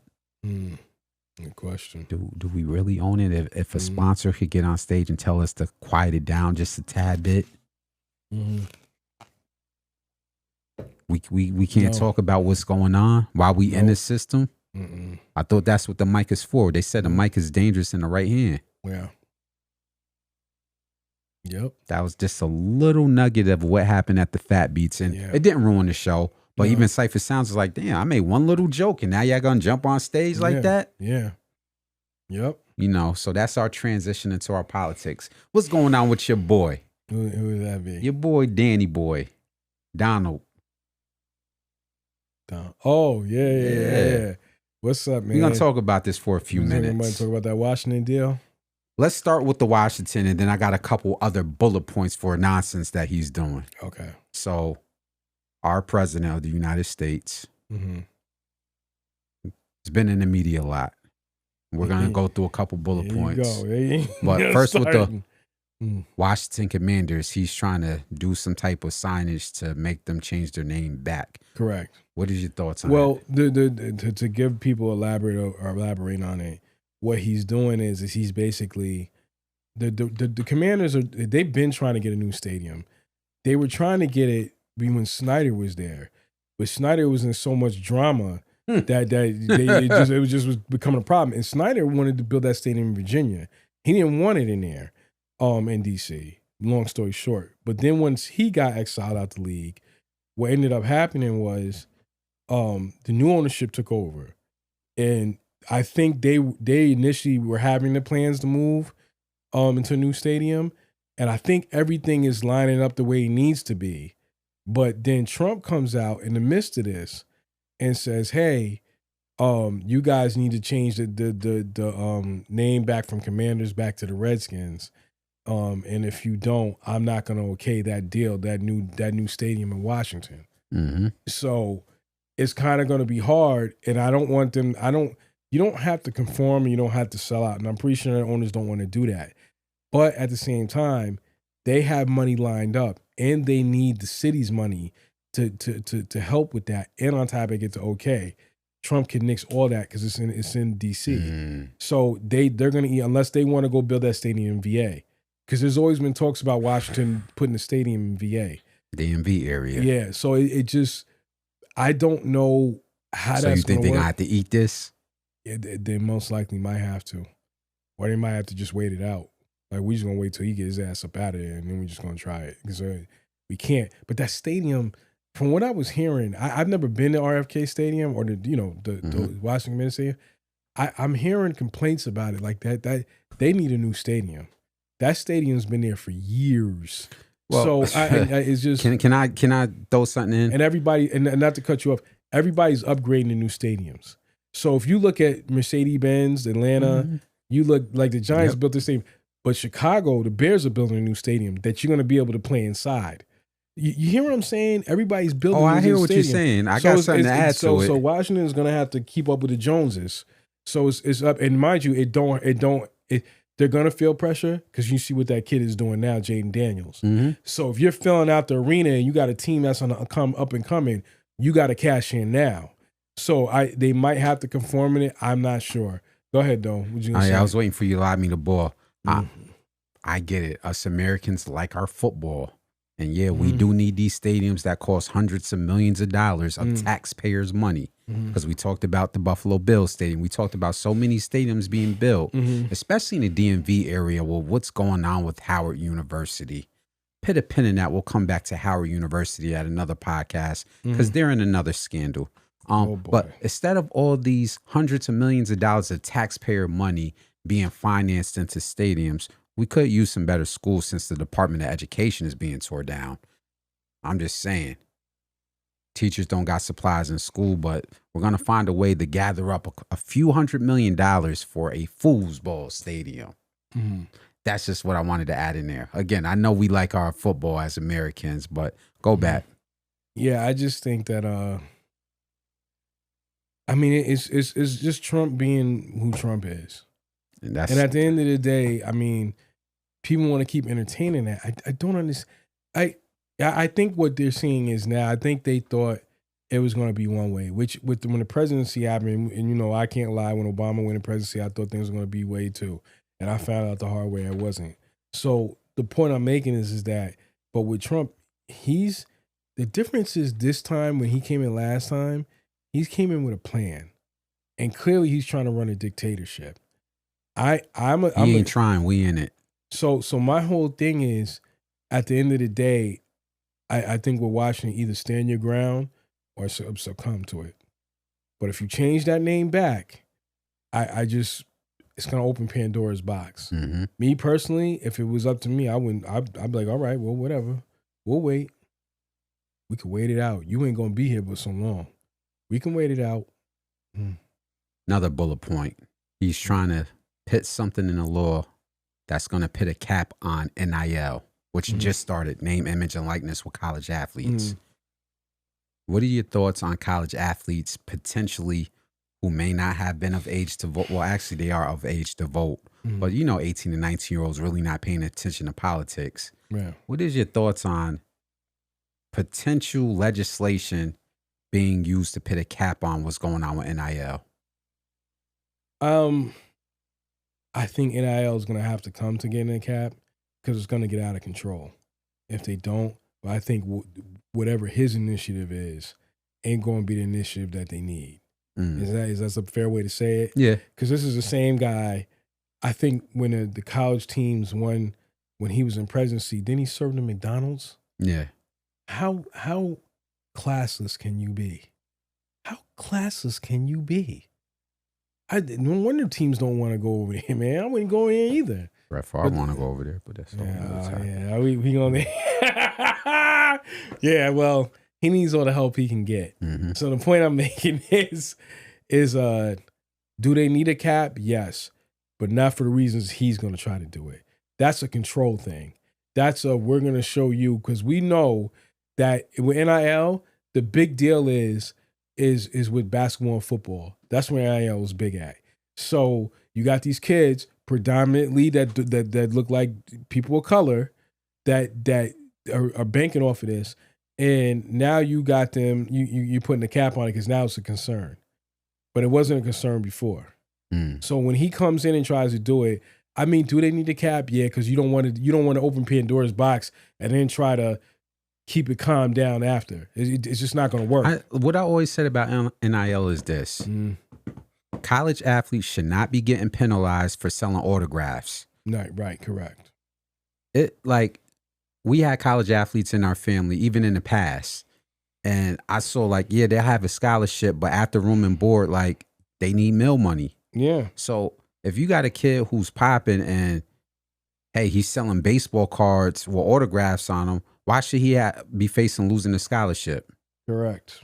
If he wants to get a summer job, which they're not allowed to do, right, to do some type of work to get money or get booked at a club venue, he should not be feared for losing a scholarship. I don't care what cap you put on it. They should be able to profit off their name. If they come out with a clothing line, a jersey, a sneaker line, they should be able to eat off that in college because the brands are.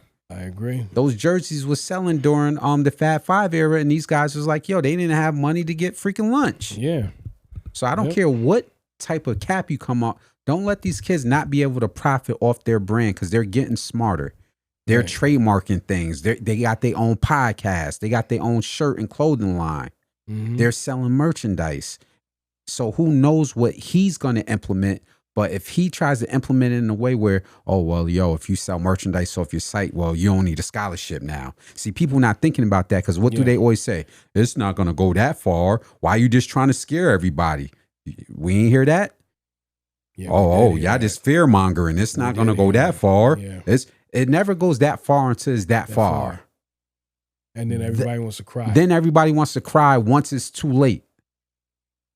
Yeah, I can see it go that far. Legislation, little hidden clause in it. If you have a podcast, if you selling T-shirts, then we don't got to pay for it. You don't get this part of your athletic scholarship. Yeah. Now college athletes can be like, what? There's 50,000 missing. That changes the game. So that's my 2 piece on it. Yeah, I just think that it's just another way to try to keep these kids in check, and it shouldn't be like that. It shouldn't be like that. These kids, You see them the money the coaches make? Really? For decades. You coach college football. You ain't even in the pros, and you getting money like that. $7 million a year for F 5 outta years here, straight. Man. I'm not. Yeah, nah. Losing record. And they can skip schools anytime it gets crazy. Mm-hmm. So meaning like they might either get a better situation or a situation We might not saw be that working here. out, and they just leave. We saw that here with Yeah. a brother at, I'll leave that alone, at Yeah. Siena, but I'll leave that there. One more bullet point before we jump into somewhere else. Okay.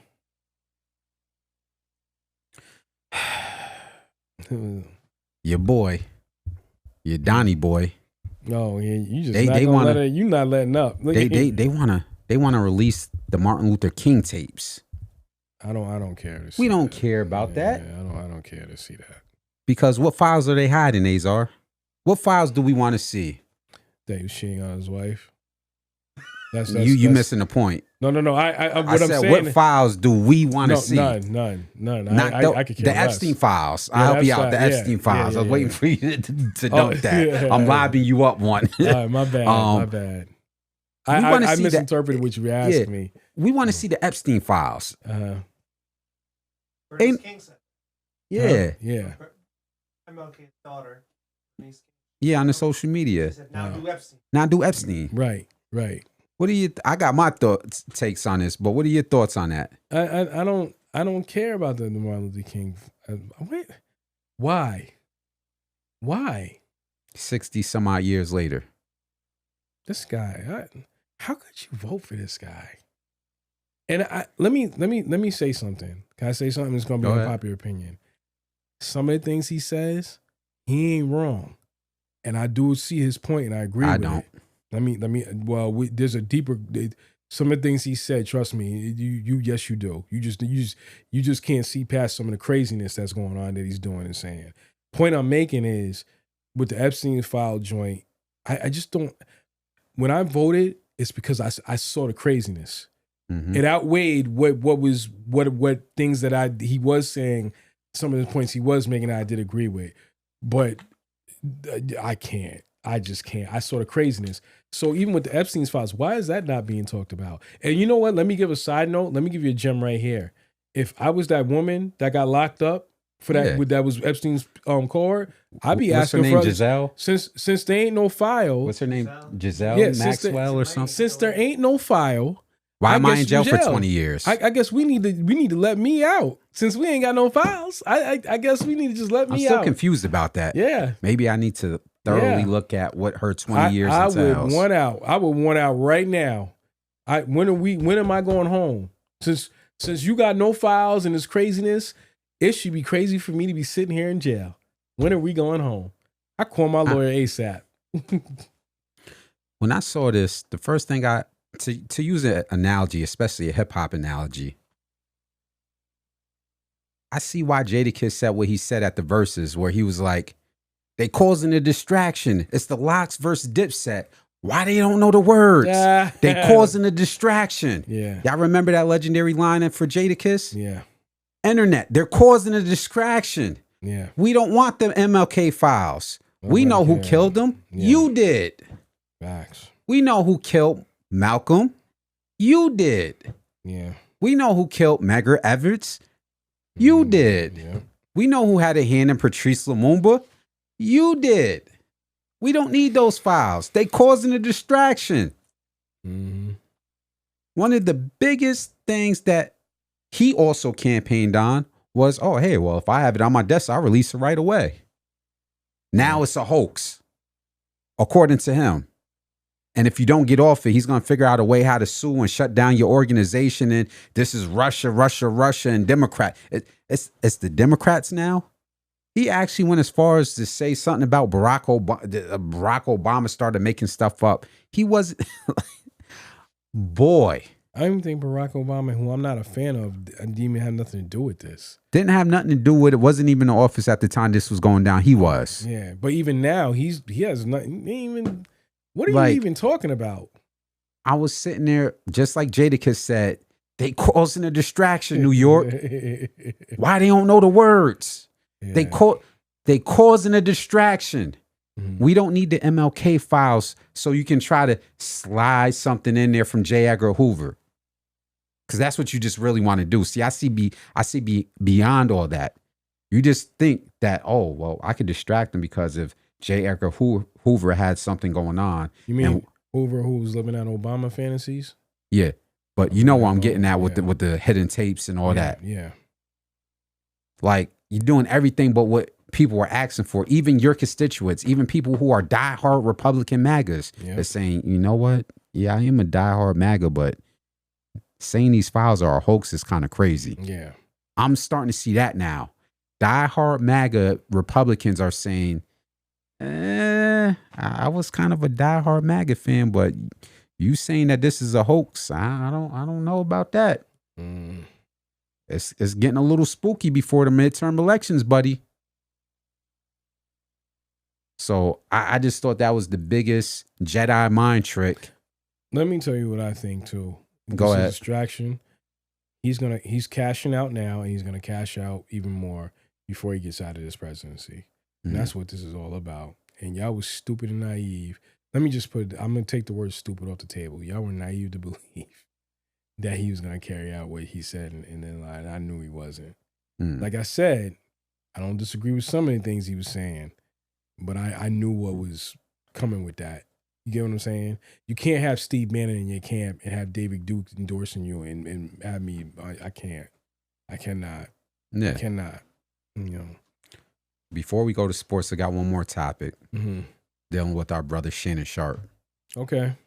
So his situation came ahead. He was dealing with some off-air stuff where he was sued by a 20-year-old OnlyFans model that he decided to have a relationship with. And I don't want to say unfortunately, he settled. Had to. He settled. And they didn't dismiss it without prejudice. They dismissed it with prejudice. So what do you mean? Elaborate. You more. had to just that would be a whole give a tidbit. Just give a tidbit. Pretty much, I think like when you say dismiss without prejudice, it kind of takes a little of the guilt off the table. Yeah. But now dismiss with prejudice, it's like you're guilty. Can I ask you something? Mm-hmm. Tony Busby was a lawyer, right? Yep. He goes after like rich black males, right? Mm-hmm. Okay. I wonder who he voted for in the election. Mm. I'm just gonna leave that alone though. But go ahead. I'm gonna let you keep talking before I give an answer to what you want me to say. No, it's not an answer. It's just what I mean. You want me my take on it? I'm saying in general with him settling. So there's two parts. As somebody, regardless of people say it's consensual or not, should he have known better at his age? Yes. And that's the only part I don't feel bad for him on. Everywhere else, I do feel bad. Because I think at one point he was on some gangster mess, like he was going to fight it. Yeah. I saw it. He was going to fight it. But ESPN took him off the air. And I think at one point the sponsors was pulling off from the Club Shay Shay podcast. So then he was just trying to do his interviews and then do a tour. And I don't think anybody was backing him. And they all got away from him. Now, I'm going to say like this. Until you show me truth or facts, I wouldn't have did it. I wouldn't have pulled away from him like that. He's never had a track record of moving like that. So it kind of made me look like what is going on. We clearly know, and without offending anybody and saying that somebody's lying or whatever, let me just put it to you this way. Both parties are hurt. Let's just say that. Mm-hmm. But it's funny how she retiring from OnlyFans though, huh? She released a statement. Retiring from OnlyFans. So you got a settlement and you're retiring from OnlyFans. What made you retire? What made you retire? The money you earned? It was funny how when he got that big deal, this is when that claim came. Mm-hmm. Okay, once again, I'm going to say, no, I'm not going to say anybody's lying. I don't want to look like I'm attacking a woman. I just want to say that when he got that deal announced, that's when this claim came. And now all of a sudden she's retiring. Don't know. Maybe just by coincidence. Maybe somebody might have just been trying to get a payday. By Tony Busby. And let me go here with the Deshaun Watson with an unpopular opinion. They said, well, Watson must have been guilty because he settled. No, he settled because he wanted to get back in the league, get paid, and he couldn't do any of that unless he just got rid of it. So common sense with Shannon Sharpe, just get rid of it. You'll get your money back in the back end. Because I think, what's the name? Tasha K? She has said he's never going to get that type of money again. Yes, he will. He'll get back on the air. Club Shay Shay podcast will rock. The nightcap with Ocho, he'll get it back. It's going to take time. He'll get it back. But if I was him, and I'm going to tell you what we've said in a previous podcast, you are the new game. They are coming after you. Whether you retired, whether you're old, whether you're playing, whether you're not, whether you're going to NIL, you are the new game. Can I touch on that? Yes. When we started media back in 2010, what did I specifically say to you when we were single? Be careful how you move, because you never know if when we go this level, they might come back and look at it. I got this. Yeah. I got this screenshot from 15 years ago when he was saying something derogatory in my Instagram. Yeah. I'm married, but I'm talking about when I was single, I wasn't playing that game with the models. And again, I'm not sitting up here saying who's lying or who's telling the truth. Right. I came in this with my name clean. I'm leaving with this with my name clean. Yeah. You can Photoshop a lie, but I'm talking about proof. Can't nobody pull a screenshot out on me. Even 15 years ago. About an essay and all nothing. No. You know what I'm saying? I did that because I told us we got to police ourselves as men. Yeah. I'm a firm believer in policing yourself. Now, again, have people been lied on? Yes. I'm not saying this is a situation before somebody gets offended and cancels me. That's not what I'm saying. I'm saying as men, I'm going to take responsibility and not place myself in a situation. Let me go here with this. And this isn't me attacking Shannon's character, trying to kick him while he's down. You old enough to know better, bruh. You are in your mid-50s. You are close to my dad's age. My dad's 59 or 60. You're like 55. How did you let a 20-year-old take you? A 20-year-old? She's literally young enough to be your granddaughter. Now, people were laughing at Monique when Monique was on the show. He was interviewing her. And Monique was like, baby, you need somebody at least close to your age, at least 45 or 50. Yeah. And he's, that ain't what I do. You know, I got money. He said something about, I pay my way or something. He made a little comment. And now you're sitting there looking at like, well, this is what it gets you when you just want to throw your money around. You rich athletes and influencers, and not just athletes, just in general. Go ahead before I finish. No, go ahead. No, go. I don't want to cut you. Why would you rock with an OnlyFans model? Why? This is my point. You can have there's models in Hollywood. There's people on, not saying to go after people on air, but you have people more closer to your age, even if you wanted to date younger. Dating younger for you at 55 means dating a 40-year-old. A 40-year-old is a lot younger than a 55-year-old. That's a 15-year age gap. They said when they started talking, she was like 19 going on 20, allegedly. Wow. They said she was freshly 20 when they started dating, and he was like 53. I don't have no conversations with a 20-year-old. I don't either. That's not my child or my family member. I don't either. So this idea that, I pay my way, if a 25-year-old gonna holler at me because I'm throwing around money, then so what? Well, now you have to deal with those consequences. You got to deal with paternity lawsuits if a girl say they pregnant by you. You got to deal with potential SA allegations, and I'm not condoning that. Yeah. This comes with the territory when you play that game. This is why I said when we came in this game, I don't care how small we are or how big we are, we need to police ourselves as men because, somebody could come out 5 years ago, he brushed up against my shoulder and he was... I know. Yo, they were in my DM on social media and I got these DMs saved. It ain't even that, man. You just don't... I don't think it's... I know where you're going with that. I don't think that's what harms you. It's when you get caught in a situation to act. So meaning, in other words, and I'm not diffusing that. Well, no, I'm saying it harms you when they start building a narrative. That's what I'm trying to say. So the point I'm making is like with, not to even touch that, but we all know with that case that was in New York, Yeah. that there was clearly a lot of consensual situations. It wasn't all forced. It wasn't all assault.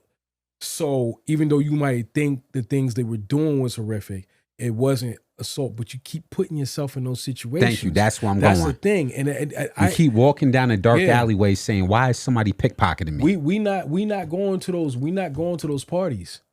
And if we go out, and I'm telling you right now, I'm not getting caught in that. You know why 50 don't get caught in that situation? You know why because I don't know if you noticed what he said lately. He said he's been celibate. And I'm pretty sure because he's starting to look around. And you notice everybody's getting in this situation. First of all, and I'm going to say this in a way that it's not going to offend anybody, but everything that comes out of somebody's mouth ain't truth. And where there's smoke, there's fire. So sometimes, you notice a case is getting settled and things go away. So you wasn't really victimized. You just wanted money. You get what I'm saying?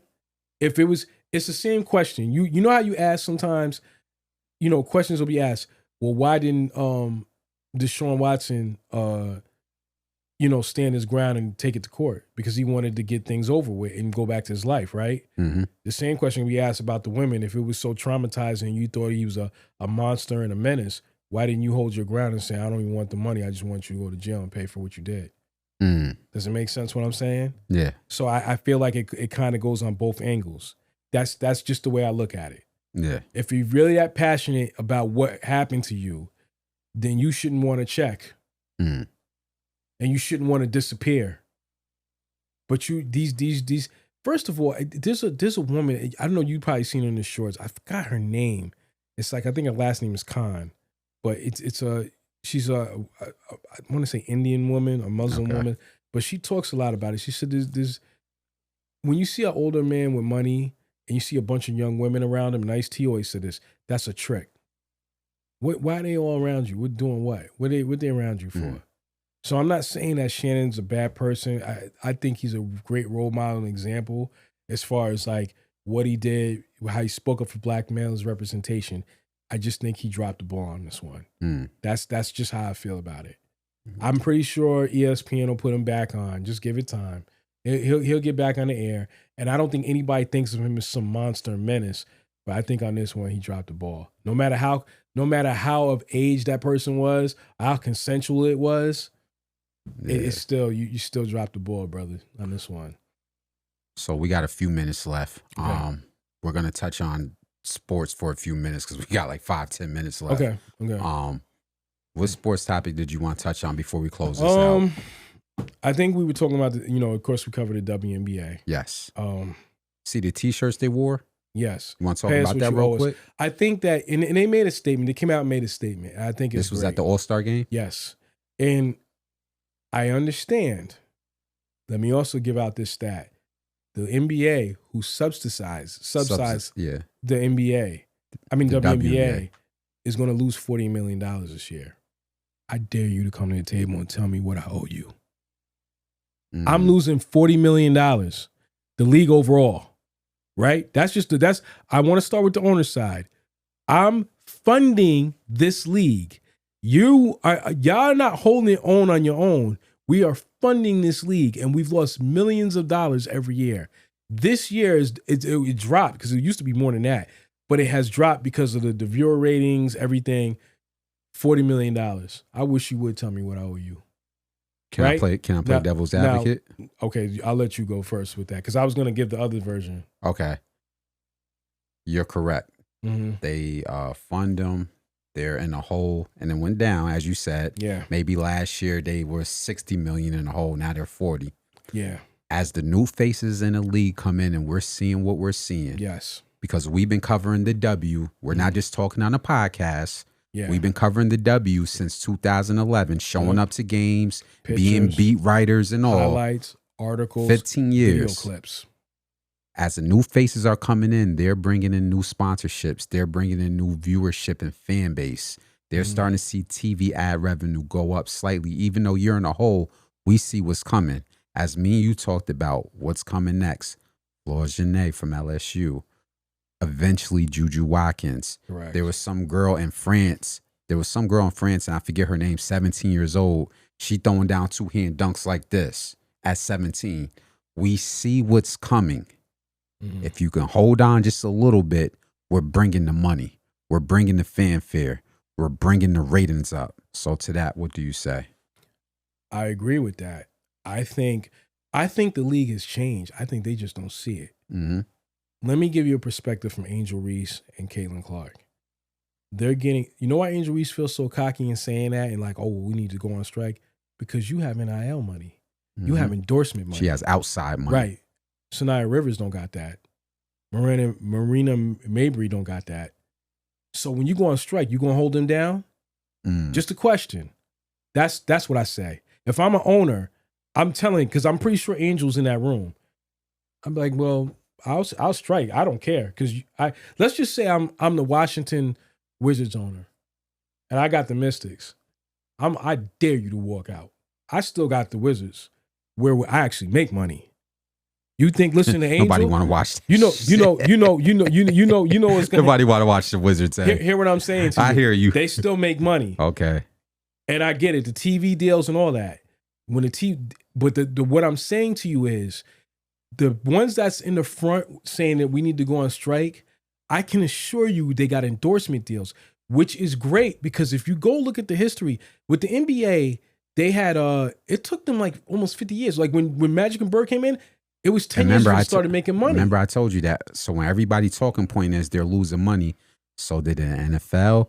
They were damn near 50 years of being broke before they made money. They were. So was the NBA, so was the NBL. So when people looking at this league that is barely over 25 years old, saying, oh, hey, they're losing money. Well, the NBA was losing money for 50 some odd years. It was. And what a lot of people don't understand, Jordan didn't get rich in his first few years off NBA. He got rich off his Nike deal. Yeah. And he didn't get his big contract. And to the back end. The back end. And it was $36 million a year. And it was the last 2 years when he's with the Bulls. Because he gave his Wizards salary to the 911 victims. Mm-hmm. So my point is what I would say to the players is, look, it's coming. It's coming on the back end. We can probably go up more, but we're not going to go up to the level you're going to want to go up to. You're not going to get a 10-year, $100 million deal. That's not going to happen. I don't think they're asking for that, though. Right. What I'm saying is... I don't think Andrew Reese, and not just Andrew Reese, I don't think the players should be making $80,000. Well, no. I agree with that. That's crazy. That's way below the market. But I think, and let me also say this, and I'm going to play devil's advocate. This is why I wanted to play devil's advocate. If I'm the owners, that's what I'm saying. Mm-hmm. Now, if I'm the players, and I'm also saying to the owners, like, yo, you see us coming out of college. They dropped the ball. That's why I think the owners went, and that's why I think the leagues opened up with these teams. Because Rob Parker had made a comment, he said they couldn't sell anything. But you got to remember, Rob Parker was talking from a perspective when the Detroit Shock with no diss to Swing Cash and all them, it ain't what it is now. You have social media. You have NIL deals. Where the WNBA and the NBA dropped the ball is when a lot of those young girls were coming out of college with all the buzz that they had with the rivalries and the playing and the fan following. They would draft these kids and these kids would never make the team. So you got the same players that you started with 10 years ago still on the team, and the kids that were coming out, you didn't draft them and kept them on the team. So you lost your buzz. That's why they got a buzz now, because a lot of those kids, a lot of those players, at some point, and it's no disrespect, because I think DeWanna Bonner is one of the GOAT players. But how long you gonna keep pushing that? The kid that's coming out following Juju, she not gonna know who she is. So you got to make a business decision. What are you gonna do? You get what I'm saying? Yep. So on the back end, I'm telling you right now. And that's why they're drafting their teams, because they know they see it's all conglomerate. And I'm gonna give you a short stint. Can I say what I need to say? Go ahead. 60 seconds. You have ESPN, who now does a big show for the draft. You cannot put that show on stage and then on the product, you're not producing what you put on the stage. Start cutting players and stuff like that. So it doesn't work out well. So they lose interest. You get what I'm saying? I've seen it. Me and you have been in those rooms. Covering for 15 years. That's why the attendance was going. That's why the attendance is up, because you have a following. Let me tell you something real quick. I think her name is Maddie Seacrest. I'm not saying her name right. Okay. She's in Dallas. I saw when she came to Connecticut the following that she had. But had Dallas cut her, those are empty seats. That's just the point I'm making. And she don't have the following that Angel and Caitlyn has. But for whatever reason, she has a following. Do you get where I'm going with this? Oh, yeah. So they are dropping the ball. So my whole thing is, if I was the players, I would really focus on the endorsement deals. I really would. Because you're going to get it on the back end. You are. You're getting endorsement deals now. You think Taurasi and Bird and them was getting that? Because they weren't. Like they said, they had to go to Russia. Griner and all, they were not getting that. These kids coming out now are getting it. So I'm not saying just be content. And I'm saying ask for more money. But I'm hoping it's not a level of saying, yo, we want 5 years, 80, 90 million. I'm like, I don't think that's going to happen. Not now. You'll get some mills, but you ain't going to get that Shaq and Kobe deal. Yeah. You're not getting that LeBron James deal. Not yet. It's not coming yet. We ain't there yet. It's coming. But it will be as soon as well, you know. So that's us closing out on episode 40. Talked about a lot of legends within hip-hop culture. Salute to the Clipse. If you don't got the album, y'all need to go out and get it. Let God sort them out. Crazy album. Support hip-hop. Raekwon just followed up with his album, The Emperor's New Clothes. It's a good day for hip-hop, man. Like I said, us Gen Xers and millennials have been spoiled. Thank you, Andre 3000, for saying that comment you made a year and a half ago. Because your contemporaries are outside in the field. Yeah. Pitting in that pain in this culture of ours called hip-hop. While you playing the flute. Being a Pied Piper, which that ain't good either. So, you know, as I said, this is culturally inappropriate. Closing out episode 40. Thank you for the support. Like, subscribe, share to the podcast. For those tuned in, whether it's one person, 500, 1,000, whoever, you're tuned into the Enveonline podcast. Thank you for rocking with us. I am your host, Son of a Jones. And Huey P. Newton of the journalism, Azar Johnson. This is culturally inappropriate, man. Grab the album. One.